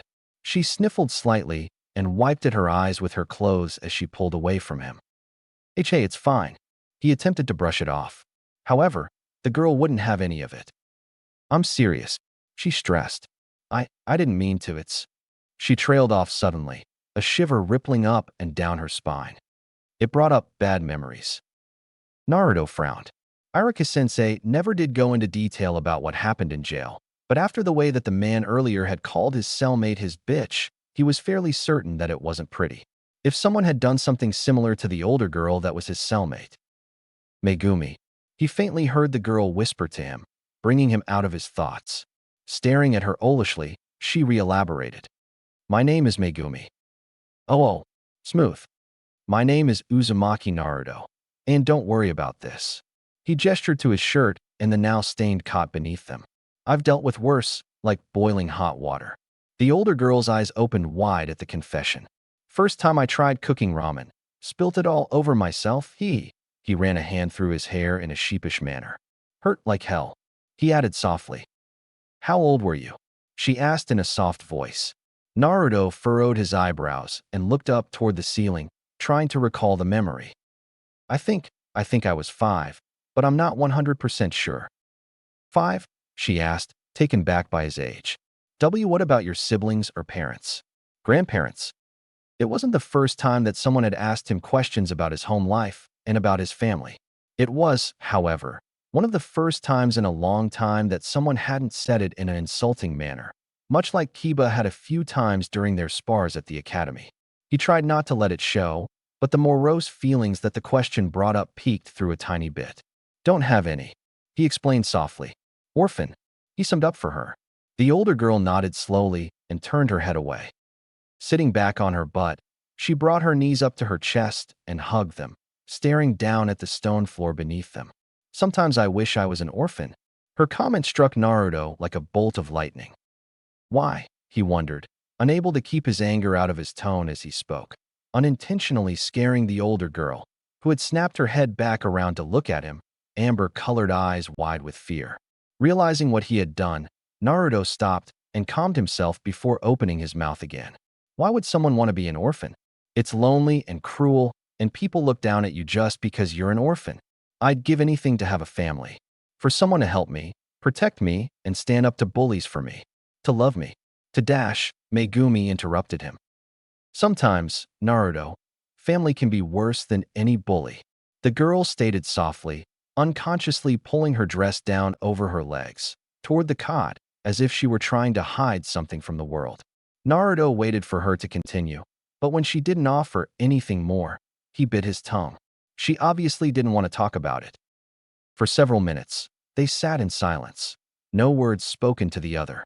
It wasn't long before Megumi pushed herself to the edge of the cot and planted her feet down on the stone floor before pushing herself up onto her feet and tottering over to her cot, leaving Naruto alone and puzzled.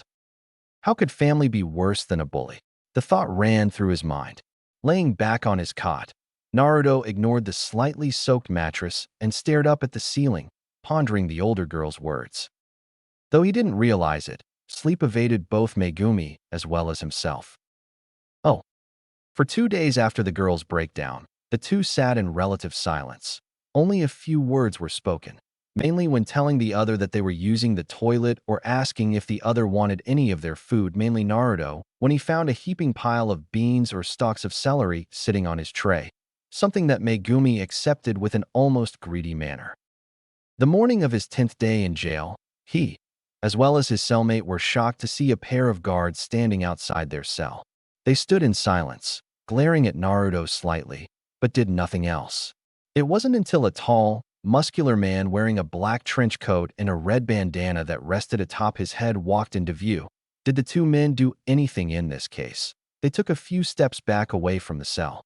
The man's eyes were cold and merciless, and they zeroed in on Naruto.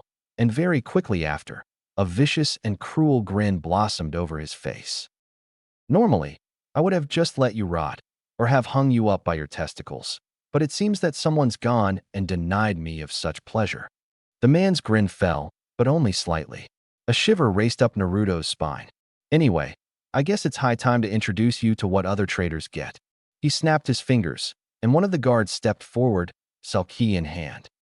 Oh, tell me what happened that night, Mizuki. Yamanaka and Noichi asked the chunin, pen and paper in hand. So much happened that night. What with finding out that both Iruka and Naruto planned on betraying the village, I don't know where to begin. The chunin in question answered.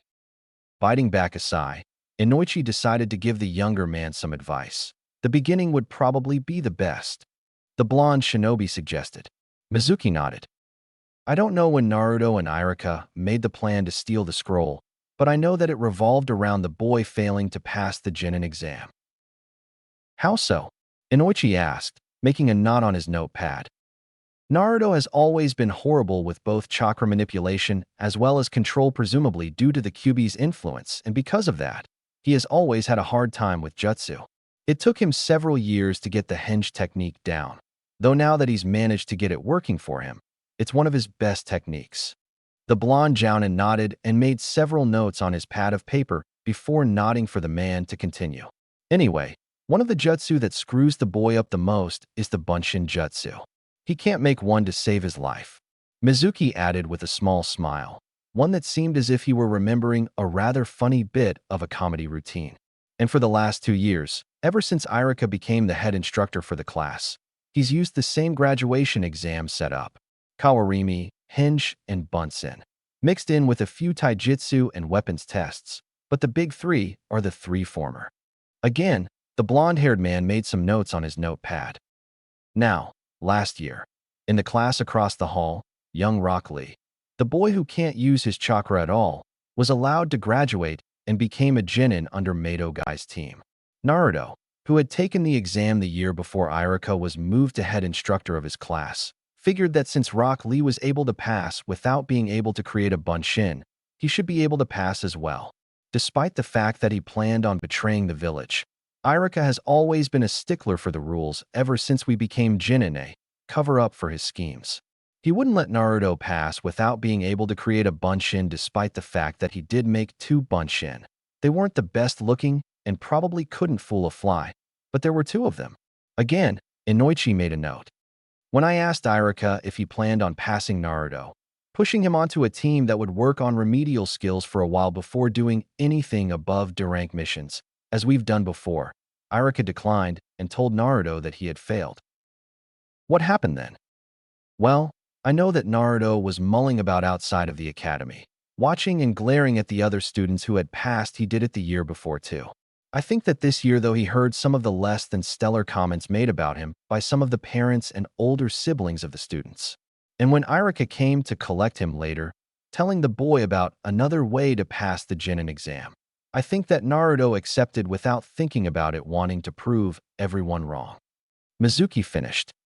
Nodding, Inoichi finished writing his notes before looking back up at the chunin in front of him. So, Iruka baited Naruto into stealing the scroll? Mizuki nodded. So then, how did Iruka end up with such a grievous wound? Surely an academy-level student on par with the Jinchuriki's academic scores couldn't have known where the main arteries were. I'm not too sure how it happened. Mizuki began. I arrived after the wound had occurred, and arrived with just enough time to engage Naruto before he fled with the scroll. So you were the one who cut the large tree down. It wasn't a question. Mizuki mulled it over for a few short seconds, but didn't confirm or deny the accusation. Nodding, Inoichi made another mark down on his pad. Next question. He skipped trying to ascertain the information from the chunin-level shinobi. Inuzuka operatives were sent to investigate the scene after we retrieved the 3 of you from the place of confrontation. Mizuki felt his heartbeat speed up. There were multiple reports of 2 more entities in the forest with you, Yumino Iruka and Uzumaki Naruto. Do you know who they were? Having absolutely no recognition of what happened after the tree fell down to the ground, Mizuki could only surmise that since Iruka had found them so quickly, that someone else had been able to locate them shortly after the tree fell. He knew of only 2 others who were in that small clearing, and for him to mention either one of their names was damning evidence that his story was in no way remotely true. I was told I was found unconscious after when reinforcements found us. Inoichi nodded. I can only surmise that it was a pair from the reinforcements that found us. Inoichi hummed as he scribbled in his notepad. He began to open his mouth to ask another question, but the sound of a light chime in the back of the room where they were conducting the interview-styled interrogations sounded, marking the end of the meeting. Well, it seems as if we're done for the day, Toji-san. Inoichi remarked as he closed his notepad and pocketed his pen before standing up. Bowing to the younger man formally, the blonde jounin waited until the younger man stood up, returned the bow, and then made for the door, opening, exiting, and shutting the door behind him, before sighing tiredly and stretching slightly. The sounds of scuffling and muffled shouts and grunts of pain and shock, as well as angry yelling from outside his office, brought a small smile to his face. All over his office, bugs had been placed. The tiny radios placed in places where no one would think to look for had done their job in relaying the chunin's words to Inoichi's betters. Now, all that's left to do is go and speak to Ibiki. Oh. Inoichi found himself standing outside of Mornio Ibiki's torture room, watching as Mitarashi Anko dangled a potentially venomous snake in front of the boy's face.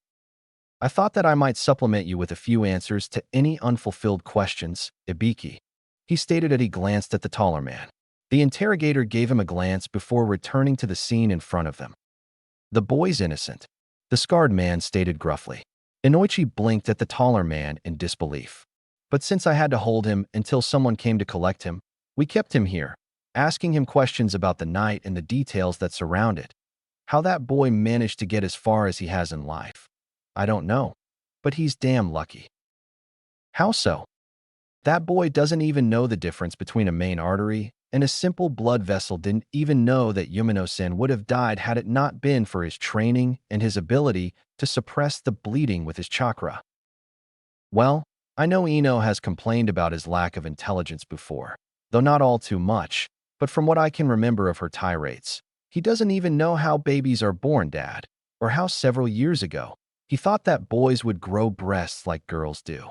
Inoichi shook his head in disbelief. I'm sure that some of it is because he's an orphan and probably hasn't had the best education before joining the academy, but it makes me wonder about him sometimes. Yes, well, Ibiki intoned, finally moving toward the door that led toward the interrogation room that currently housed both the boy in question as well as his purple-haired tormentor and her pet snake. I hope that he grows out of it, for everyone's sake. Inoichi nodded solemnly and waited for the scarred man to go and retrieve the blonde-haired academy-level boy from the purple-haired kunoichi. Oh. The sound of the door to the room where had been held for who knows how long completely missed his ears as he concentrated on the dark-colored snake that dangled down in front of his face, eyes wide with fear and panic. Anko. The sound of the man who had sprung him from his jail cell earlier that day brought an instinctive shiver to him as he sat strapped to the chair. I need to speak with you. Tisk. The woman clicked her tongue sadly. Can't you just tell me in here? She whined. The man must have shook his head because Naruto heard no words from the man before the woman clicked her tongue once more and withdrew the snake from his face. Phooey. She groaned as she walked toward the door to the room, her sandals clacking off of the cold stone floor. The sound of the door shutting in their wake, signifying that they had both retreated from the room, allowed Naruto to finally suck in a deep breath of air as well as move his head for the first time in a while.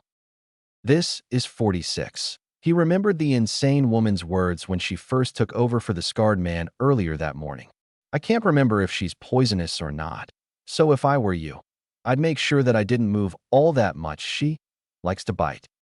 Crazy bitch, the blonde thought to himself, shivering slightly as he thought of the purple-haired woman. Moving his head slightly, a burning, painful sensation rippling through his neck as he moved his head from side to side, his eyes watering from the pain.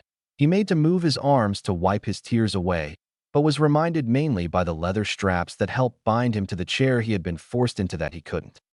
The sound of the door opening once more halted any more derogatory comments about either the purple-haired snake woman or the scarred man, fearing that they would hear him and decide to do something even more unpleasant to him. He was saved from his newest set of nightmares by the image of a tall, thin man wearing a jounin's vest with long, pale blonde hair walking in front of him, holding a pad of paper in one hand, along with a pen and a chair in his other hand. The man placed the chair directly in front of him and sat down in it, wriggling slightly in the chair as he opened up his pad of paper and clicked the end of his pen, forcing the writing tip to pop out of the bottom of the tool. "My name is Yamanaka Inoichi, Uzumaki-san." The man introduced himself in an almost formal manner. "I'm here to get some answers, understand?" Narrowing his eyes slightly, Naruto wondered about the man for a moment. There was something about him that he couldn't place his finger on. He had seen him before, but where? He thought about it rather than the question the man had asked him. Sighing, the man continued. "Right." He adjusted himself once more before running a finger down his pad of paper and stopping at a question. "So, whose plan was it to steal the scroll on graduation night, Naruto?" Naruto blinked at him owlishly, the man's new question interrupting his previous thought process. "Wah?" he asked. The man frowned but did nothing more. Instead, he asked the question again. "Oh, sorry, just thought that you looked familiar. You've probably seen me around the academy a time or two." The older blonde informed the boy. "My daughter is, or was, in your class." "Oh," the boy exclaimed, eyes widening as he recognized the man. "You're Ino's dad. I remember you now. You're the one who showed us that broken kunai 2 years ago." "That I did." The man nodded. "However, we're not here to talk about that, Naruto. We're here to talk about what happened on graduation night." "Sorry." The boy apologized, a sheepish look spreading across his face as he apologized. Inoichi waved it off. "The night that you stole the scroll," he began again. "Whose plan was it? Was it yours or Yumino-san's?" Whatever remnants of the sheepish look that had previously adorned the boy's face quickly vanished as an angry expression quickly bloomed over his face. Iruka-sensei didn't do shit. He spat out angrily, his outburst causing Inoichi to raise an eyebrow in mild shock. "I'm sorry," Inoichi began, making a note on his pad as he apologized. "I was merely going by what Toji-san told me." "What did that bastard tell you?" the boy asked, his tone low and dangerous. If he weren't strapped into the chair, Inoichi thought that the boy might have tried to attack him for accusing the injured man who the boy thought of as an older brother. Taking a breath, Inoichi opened his mouth. "Well, from what he said, and what we're basing our evidence, and as well as our questions on, Yumino-san played with your feelings, trying to get you to view him as an older brother of sorts just so he could betray you and use you to his own means. In this case, obtaining the scroll of seals. Iruka-sensei didn't tell me to go take that stupid scroll. Mizuki team did," the boy fumed. "That asshole told me about this makeup test, and I was stupid enough and pissed enough about failing to actually listen to him." "So you're admitting to stealing the scroll?" Inoichi asked. Naruto thought about the question that would more than likely damn him for what happened that night, but upon thinking of what might happen to Iruka-sensei and what Mizuki would get for capturing them only steeled his determination. He nodded. Instantly, the jounin was noting what he had just admitted to down on the pad of paper. "Okay," the man muttered quietly. "Now, if Toji-san told you about the fake makeup exam, then how did Yumino-san find his way to your location that night?" "Iruka-sensei's always been able to find me," Naruto muttered softly, looking down, ignoring the vanishing pain from his muscles. "It might take him a while, but he always finds me." "Has anyone else been able to find you?" Inoichi asked. Naruto nodded. "Yeah, I mean I've been busted by other people before, like Gigi, but Iruka-sensei's the only one to find me every time he's tried to. Even during training at the academy, Mizuki team would give up about an hour into our lesson and move on to find the other kids. Then after finding them all, he'd lead them inside and continue, while Iruka-sensei continued to look for me." "And you said that it takes him a while, yes?" "Well, yeah, I mean, who'd think to look for someone hiding under a bunch of roots anyway?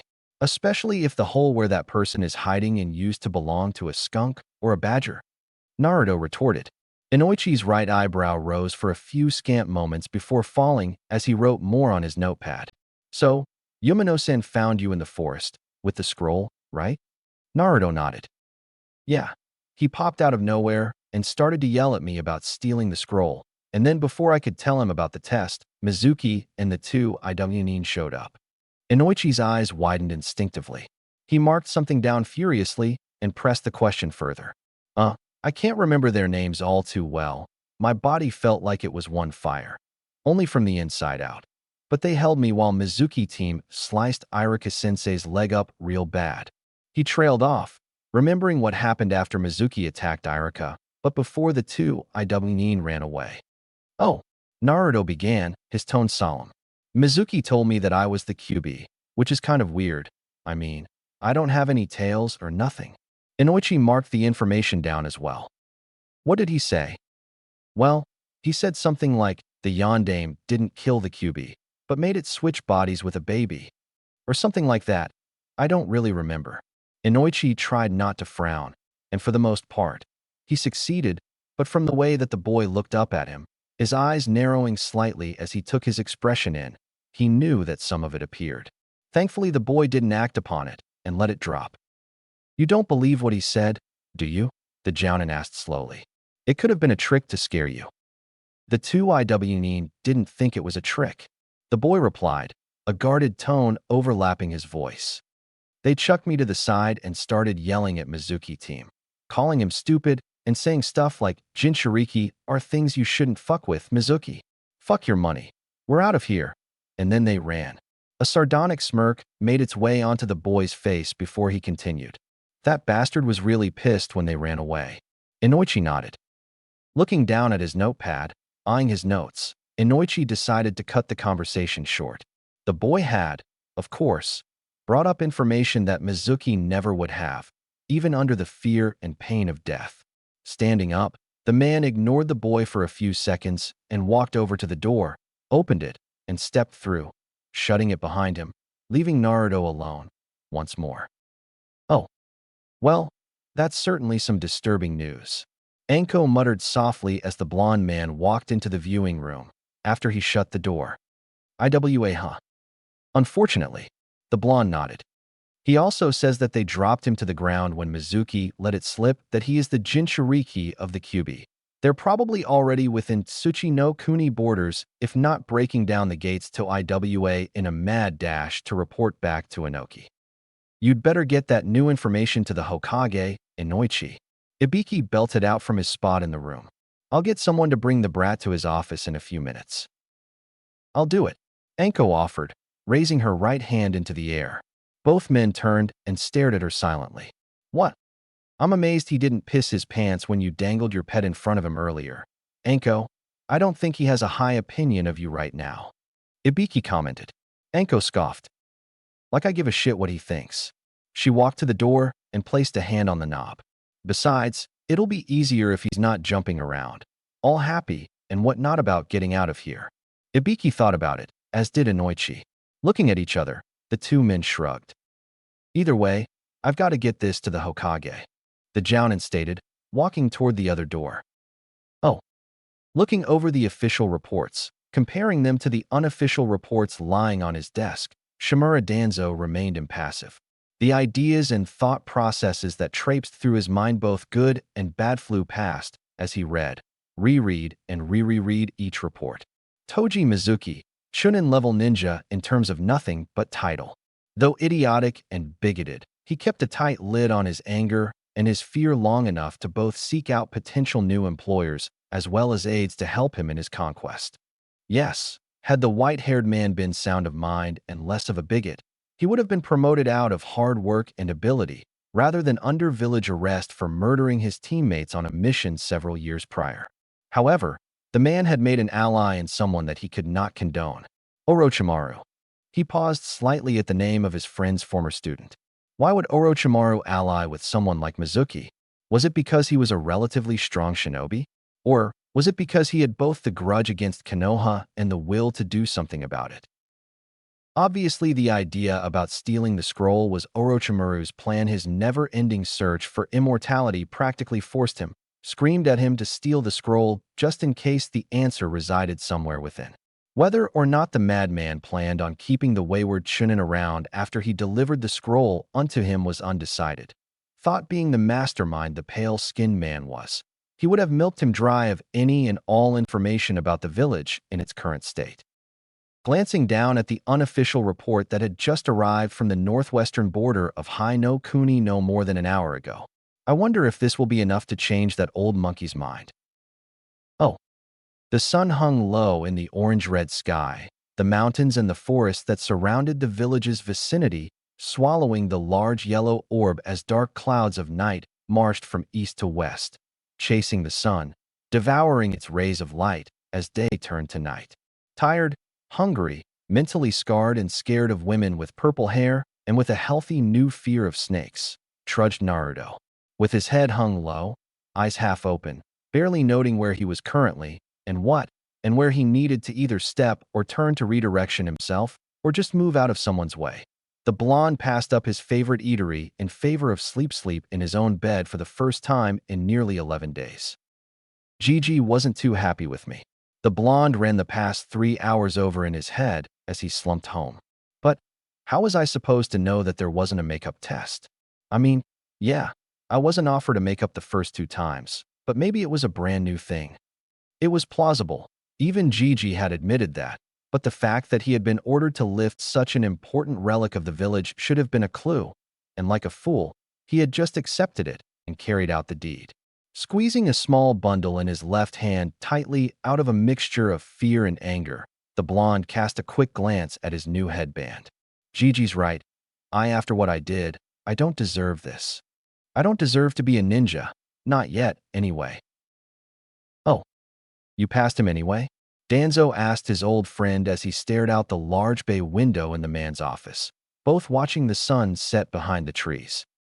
Although he stole the scroll, which normally would be grounds to hang him like any other traitor, he was misled by someone who actively sought out the scroll to use against us.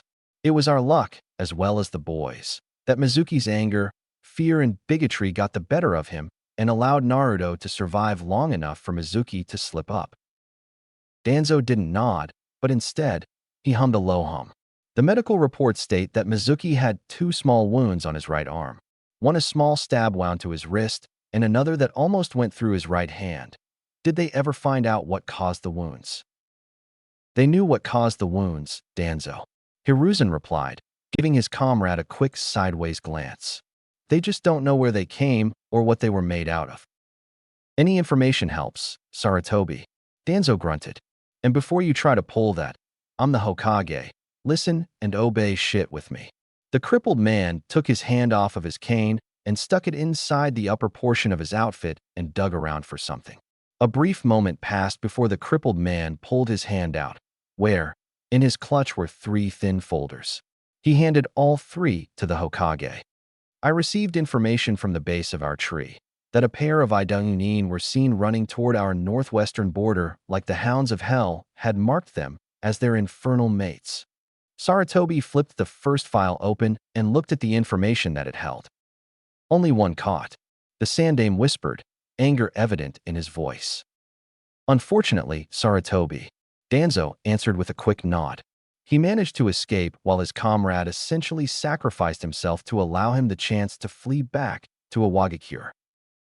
And seeing as it takes nearly 3 days for a bird to fly from the border to our location with only minimal stops allotted, it's a guarantee that the man has already crossed into Tsuchi no Kuni. The Sandame finished. Danzo nodded. Inoki will learn of our Jinchuriki's identity within this coming week. Damn it. Read the other files, Sarutobi.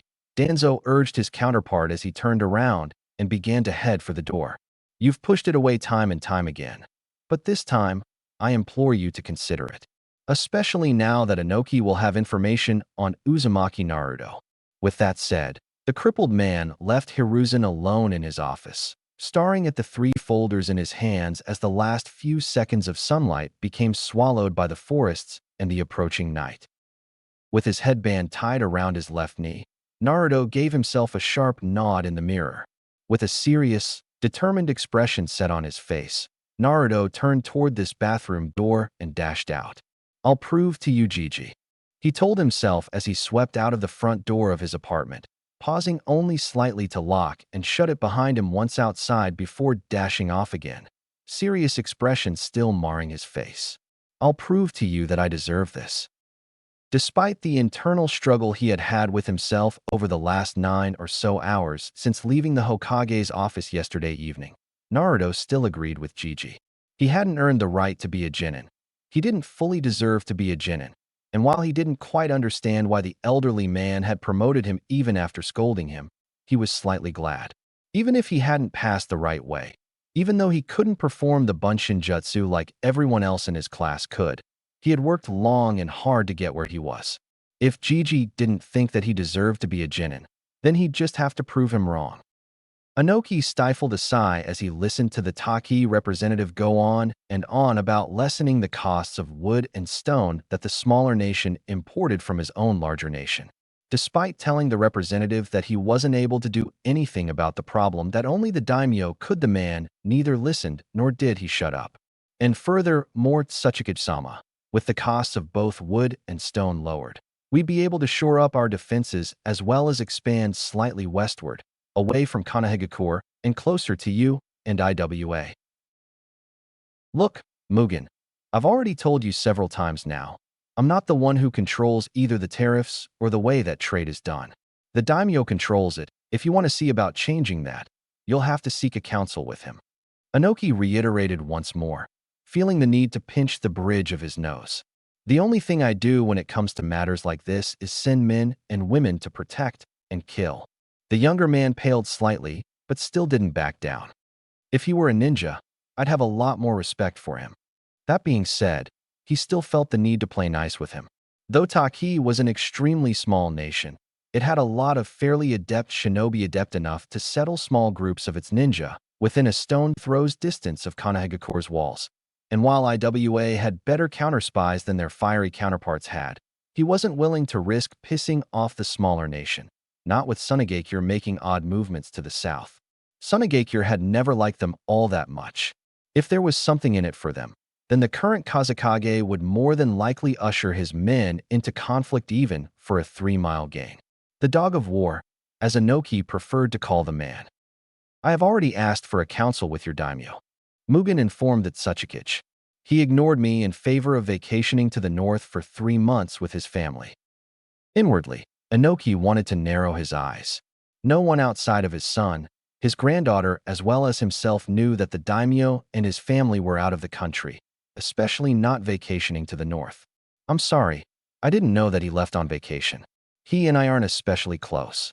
He lied. He and the current daimyo were fairly close. Not best of friends close, but close enough to be invited to his palace for a nice party and several jugs of sake. While keeping a straight face while confronting Mugen, Inoki idly wondered how the man knew about the daimyo's vacation. The man hadn't even told his family that he was taking them on a vacation until after he had informed him of it, to hire a couple of guards, his son and granddaughter. Making a mental note to have the man tailed after dismissing him, Inoki opened his mouth to finish their meeting when the door to his office opened roughly inwards. Snapping his head up to the intruder, Mugen whirling around, right hand reaching down toward his hip for some odd reason. The Sandaime Tsuchikage noted out of the corner of his eye before reapplying his full attention on the intruder. The man, sweaty, tired and scratched and scuffed, nearly fell to the floor of his office as he panted heavily. 2 guards filed into the office behind him, both with weapons drawn, moving to apprehend the man. Tsuchikage-sama. The man barked out, his voice rough and gravelly, as if refreshing liquid hadn't touched his lips nor his throat in ages. I bring urgent news. Eyebrows rising slightly, Inoki looked from the man to the Taki representative and then back to the intruder. Even if he was intruding, he was definitely a means to escape the representative sooner rather than later. News, you say? He asked, sounding intrigued by the man's words. Pray tell, what is so important that you felt like you needed to interrupt a meeting between myself and my guest here?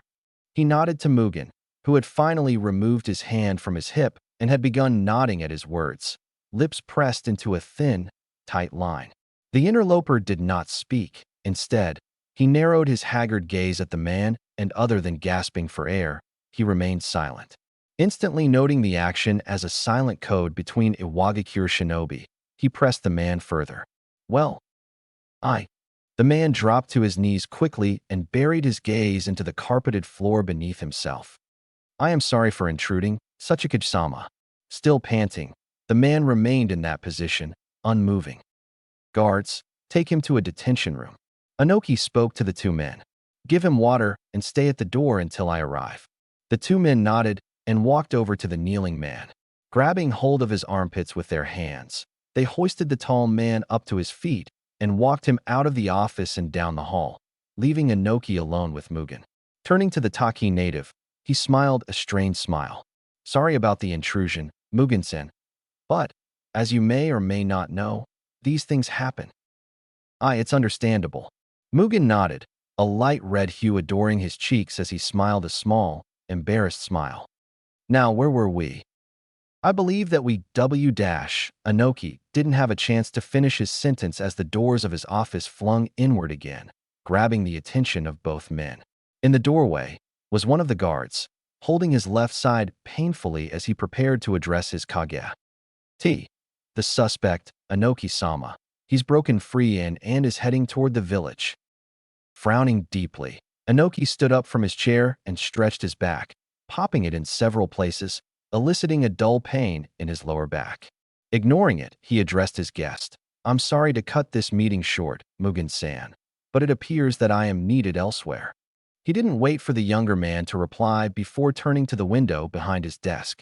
Opening the window, he sent his injured guard a silent hand gesture before jumping out of the incredibly tall building.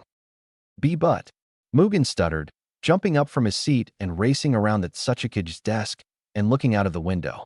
Instinctively looking down for the Kage, he was surprised to see the small, elderly man streaking through the sky. His lower jaw parted from his upper jaw and worked wordlessly to form a sentence. He failed to do so. Reckless plans were not his forte, but if he had to guess, Inoki could only guess that the man who had entered his office had really meant what he had told him earlier in his office. Though I had meant to interrupt Mugen's floundering negotiations to excuse myself to deal with this man, I had meant to do it a bit later. Mugen, if that was the man's real name, had acted strangely like a decently well-trained shinobi when the unnamed man had burst into his office, and for a man who said that he had no formal shinobi training before to act like a seasoned veteran. Either way, he'd let his guards handle Mugen while he searched for the runaway. The sound of a girl shrieking down below caught his attention. Turning his gaze toward the earth, Inoki easily found a speeding individual racing through the village, heading toward the eastern portion of the village. I see, you're going there, smart man. Ignoring the screams of several other women as the man on the run jumped over the fences that blocked off the hot springs from the rest of the village, not bothering once to stop and ogle the women and their features, Inoki redirected himself toward the eastern mountain and sped off, hoping to cut the man off. With him, a familiar voice echoed throughout the classroom as Yumino Iruka informed the new members of Team 7 of their partners. The entirety of the class shifted their heads and their gazes to stare at a familiar pink-haired girl who had stood up and vocally objected one of her new teammates, the first to do so yet.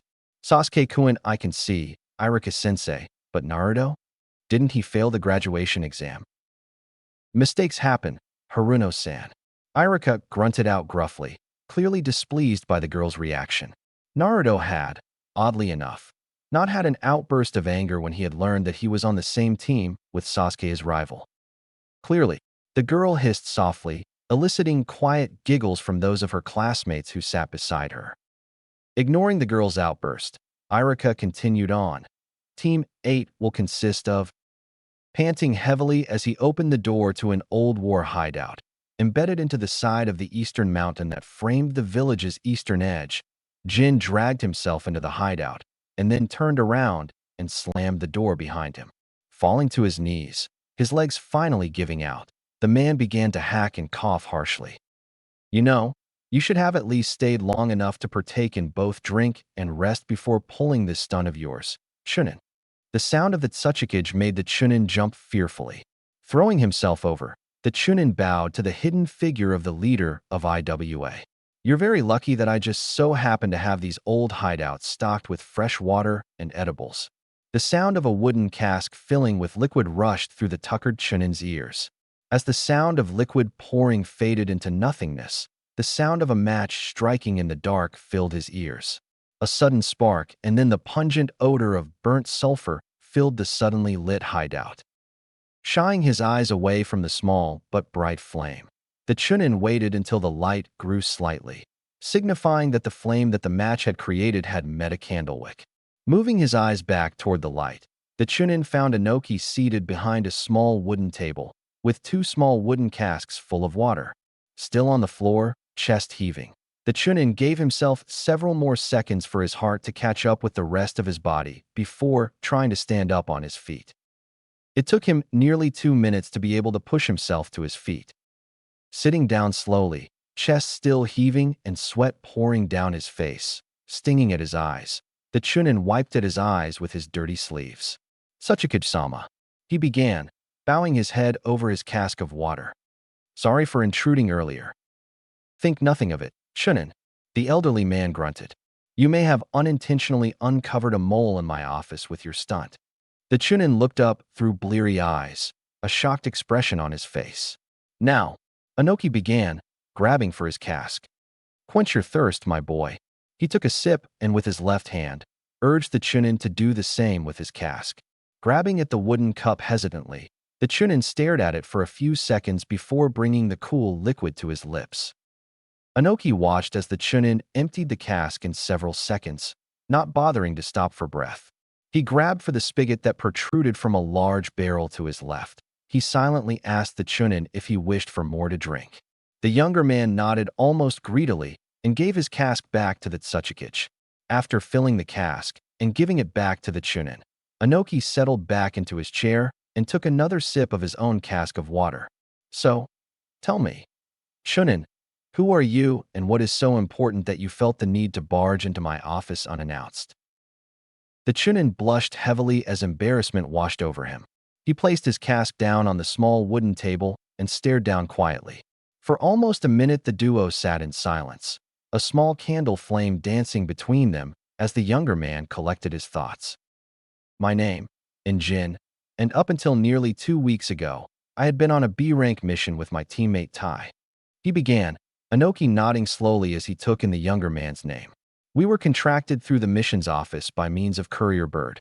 A mission, looking for 2 accomplished and experienced chunin were needed to assist in an individual looking to not only flee from their home village, but to also steal something of value from them as well." "Who was the contractor?" "A chunin-ranked shinobi from Kanahagakure, Tsuchikage-sama," Jin replied, his voice fading slightly as the elderly man sighed irritably. "The chunin we met with, 2 days' travel outside of the village, was named Toji Mizuki, and he was looking to flee from Kanahagakure with what turned out to be their scared scroll of sealing." Inoki's eyes widened. "That's quite a feat for a chunin to try and pull off." The sandaime Tsuchikage mused dryly. He had heard of the scroll. There wasn't a Kage in the world who hadn't. It contained dozens of highly lethal jutsu and sealing techniques graced upon the greatest of the villages by their now long-destroyed allies, the Uzumaki clan, a clan of sealing masters from the now-destroyed village of Yuzushogakure. What would a chunin do with such an item? Sell it, he wondered. He nodded for the younger man to continue. "Things went well in the beginning. I suppose, though, Mizuki never told us exactly what he needed other than for us to provide him with backup." Jin began once more. "In fact, it wasn't until a small blonde-haired, blue-eyed kid maybe about 10 or so years old, maybe a bit older, came bounding out of the forest surrounding Konoha did he tell us to do anything." "What did this Mizuki tell you to do, pray tell?" "He told us to hang back, to aid him when he needed it, and then he went off to confront the kid." "Why did he confront a boy anyway? Did he tell you why?" "The kid was the one who stole the scroll from Mizuki, apparently, Inoki-sama." The Tsuchikage's eyes narrowed slightly. "He used him to steal the scroll, and then he planned on killing the kid and fleeing with it. Unfortunately for us all, another Konoha ninja showed up, Yumino Iruka." Digging into his robes, Inoki pulled forth a small black book. Opening it up and flipping it to a particular section of the book, he found the name of the man in question. Yumano Iruka Chunin Level Academy Instructor. Rank High C and has a bounty of 9,000 Ryo. Obviously, not one of Konoha's more notorious ninja. Still, one ninja could turn the favor of any battle. Placing the book on the table, he nodded for Jin to continue. Mizuki tended to Iruka, sliced the back of the man's leg up, and left him to bleed out. Inoki blinked in confusion. Sounds like he had a bit of a superiority complex, to me. The elderly man grunted. Nodding, Jin continued. He did, and the kid seemed to grate on him more than the chunin did. He called for us to hold the kid in place. Though he didn't look too well in the first place. Almost as if he was sick or something, Tai and myself rushed out, picked the kid up, and waited to see what Mizuki wanted us to do with him. Either use him as a shield just in case more Konohanin showed up, or not. What did he do? He gloated. Jin stated bluntly. Walked right up to the kid, the other chunin bleeding out behind him, completely ignoring him, just to gloat. Jin frowned. Though it was extremely childish and stupid, I'm glad that he did, because, if he hadn't, then we wouldn't have found out that the boy he was planning on killing, a part of his original goal apparently, was a Jinchuriki. Inoki felt his eyes widen as the information floated into his mind. And with only one bijou to attack the village in the last decade or so being the Kyubi. Inoki narrowed his eyes until they were but mere slits. Kyubi no Kitsune. The two men lapsed into silence. Again, with only the flickering flame dancing atop the candle dancing between the two men, the silence they sat in expanded. For more than 10 minutes, the two ninjas sat in the candlelight, completely silent.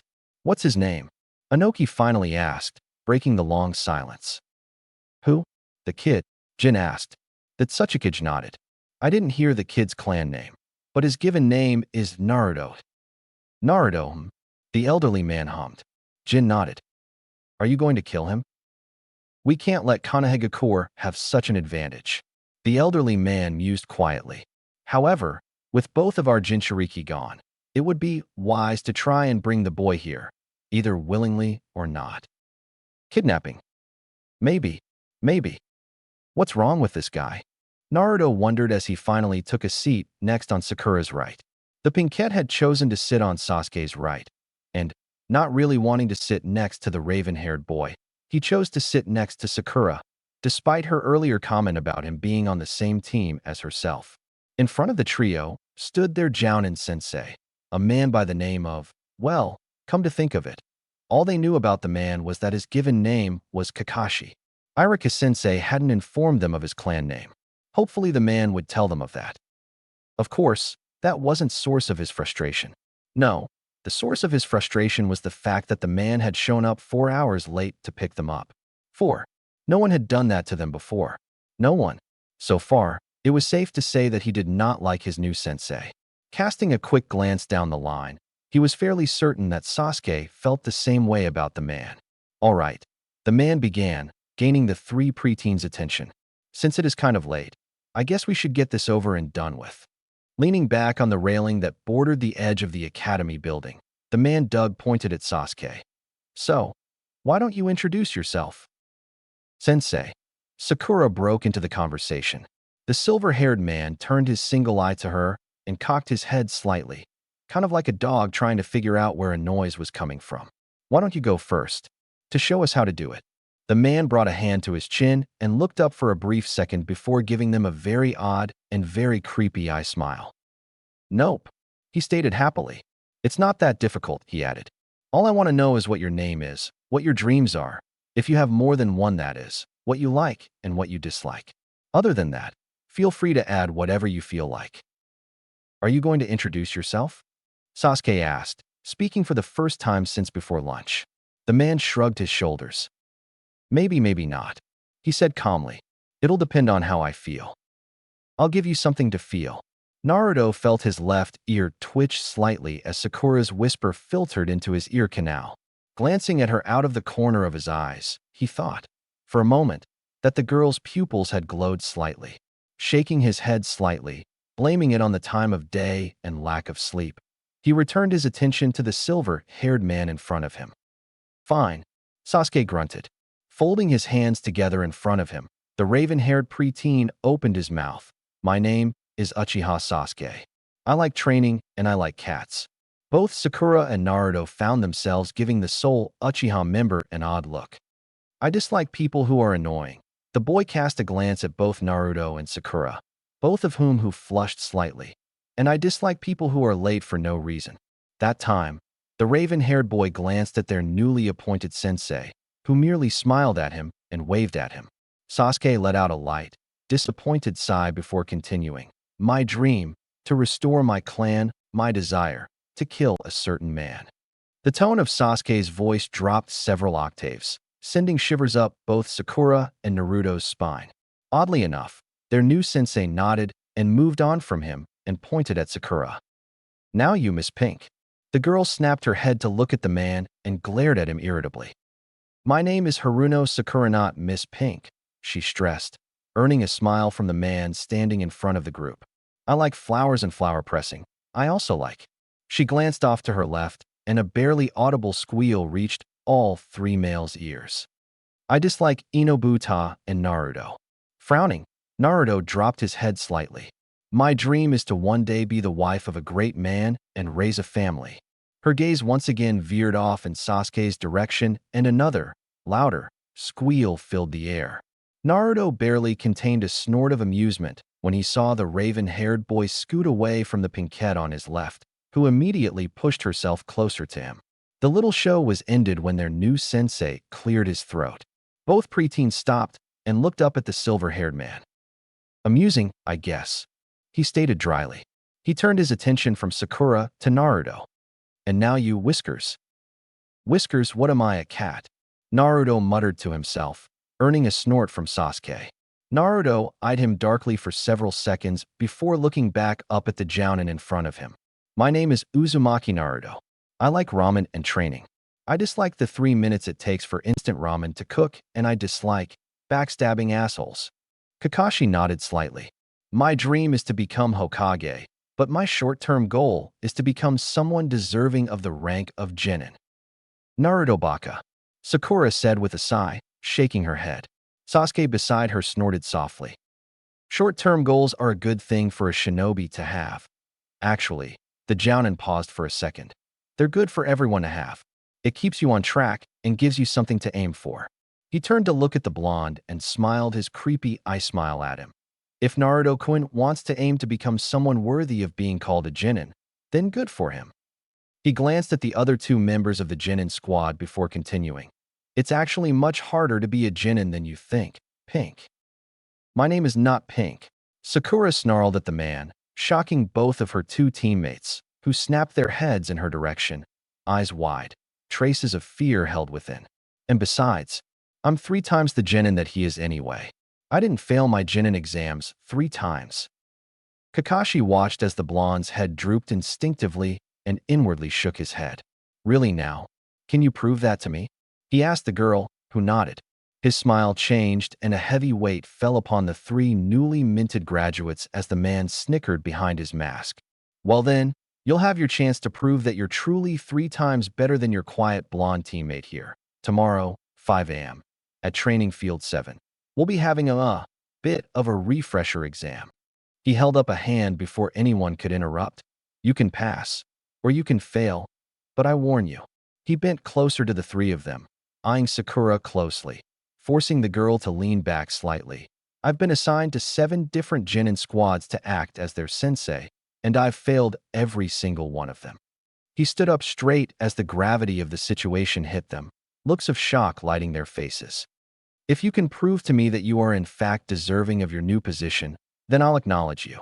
If not, you go back to the academy and go through remedial classes for the next 6 months, where you will be given one more chance. If you fail that second chance, that's it, no more. He turned on his heels and hopped up onto the metal railing that separated the edge of the building from nothingness. And, to fulfill my end of our earlier bargain, Pink, my name is Hitaki Kakashi. I like several things and I dislike several things.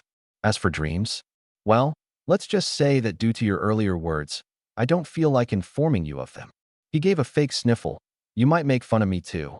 He turned and smiled at the three fearful genin, all of whom still wore looks of shock and horror as they gazed upon him.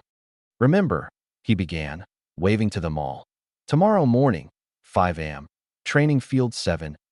Oh, and if I were you, I would choose not to eat breakfast. You may just regret doing so. The next morning, training ground 7, 10:14 a.m. Ah, good, I see you're all here. Kakashi began as he meandered on to the training field. His simple, laid-back approach served to further enrage the tired, hungry, and exceedingly angry genin who had taken to do their own dealing while they waited for him over the last 5 hours before he arrived. Sasuke, who had been in the middle of going over his hand seals, at a reasonably impressive speed for a genin, Kakashi had observed, had stopped on the Torah seal. Sakura, who had been leaning against the trunk of one of the surrounding trees, had actually fallen asleep and had awoken when Naruto, who had been doing squats, push-ups, and sit-ups for who knows how long, stopped and poked her side to awaken her from her nap. His efforts awarded him with a swift, pain-filled punch to the face, courtesy of the pinkette. She had also been the only one to open her mouth to greet him too. What the hell? She snapped, pointing at him angrily. You said 5, not 10. To her left and her right, both boys nodded in agreement. Yeah, I could have gotten an extra couple hours of sleep. Naruto gripped, idly rubbing his left wrist as he set himself straight after Sakura's blow. Inwardly, the Jounin wondered silently to himself why the boy was rubbing his wrist and not his face. Trying to save face? He wondered. He shrugged. Well, my alarm clock died in the middle of the night. So, I slept right past 5, my bad. He stated with a smile. I smell a load of bullshit. Naruto whispered to his two teammates, who nodded back. Kakashi, who had heard the whisper, closed his eye, let out a sigh, and shook his head. At any rate, he pushed on, ignoring Naruto's comment. We're running out of time, so... He took out a stopwatch and placed it on top of one of the 3 training posts in the clearing and then smiled back at them. Your test is to try and take one of these. He held up 2 brass bells by 2 thin strands of thread that he had taken out of his left pant pocket and dangled them in front of the 3 preteens. By noon. That's it? Naruto asked. The man nodded. Wait a minute. There are only 2 of them and 3 of us. Figure it out, did you? The man asked, hoping that the blonde had figured out a small portion of the test. When the blonde slowly shook his head, the Jounin sighed. There are 3 of you, but there are only 2 bells. You must obtain a bell to pass, but you cannot share a bell with anyone else. If you don't procure a bell, then you return to the academy while I train whoever manages to snag a bell. Understand? But that means that one of us is going back to the academy no matter what. Sakura noted. Kakashi smiled at her and nodded. Exactly, he grunted. Only the best of the best are allowed to continue being a shinobi of Konohagakure. He tied the bells to his waistline as he spoke. Are you the best of the best? Sasuke, who had tensed some time earlier, lunged at the Jounin, right hand extended as he aimed for a bell. The man sidestepped him and allowed the genin to sail by him. The raven-haired preteen fell face first into the ground. Close but no cigar. Kakashi quipped. Try coming at me with the intent to kill next time. That may do the trick. With that, the man pressed a button on the watch, and with a short but shrill beep, the man disappeared into the surrounding forest. I'm sorry about the wait, Mugen. Inoki offered his apology as he walked through the door to the chamber where Mugen had been waiting in. I hope that you were treated well during my absence. MMRM. The man groaned as he struggled against the stone chair he had been tied to before the Tsuchikige's return. RRM. I'm sorry, the elderly man stated as he turned to face the man, a dark smile forming over his face as he watched the man before him. But I don't understand what dialect you're speaking. What is that anyway? Sok speak. The guard to his left, hidden in the dim light of the room, sniggered slightly as the elderly man made light of the infiltrator's impromptu gag. Fun and games aside, Mugen, I think it's time that you and I had a real heart-to-heart chat. What do you say? FRUMF. The man roared through the sock. Oh my, your name's not Mugen? Oh dear. Inoki shook his head, clicking his tongue slightly. You know, it's a good thing that my granddaughter's not here, Mugen. The Tsuchikage stated as he reached for a small block of wood and a metal prod. the bound man's eyes widening slightly as he saw the instruments in the small man's hands. She's not one for torture, at least not yet, anyway. She'd sooner shove this little rod here through your nether regions and smack you with this block of wood until you spill your mind's worth of information. I, on the other hand, have the time and the patience to play around with you. Talk. The bound man looked at the small man's hands and found the metal rod pulling away from the block of wood. I hope you like music, Mugen. Talk. I know I do. Depressed, disheveled, battered, and bruised, the three Genin hopefuls moped on the grass of the semi-clean training ground while their Jounin sensei sat on a wooden post, powering down the second and final lunchbox he had surprised them with halfway through the test. Any questions? He asked in between scooping a small pinch of rice into his mouth and swallowing the previous scoop.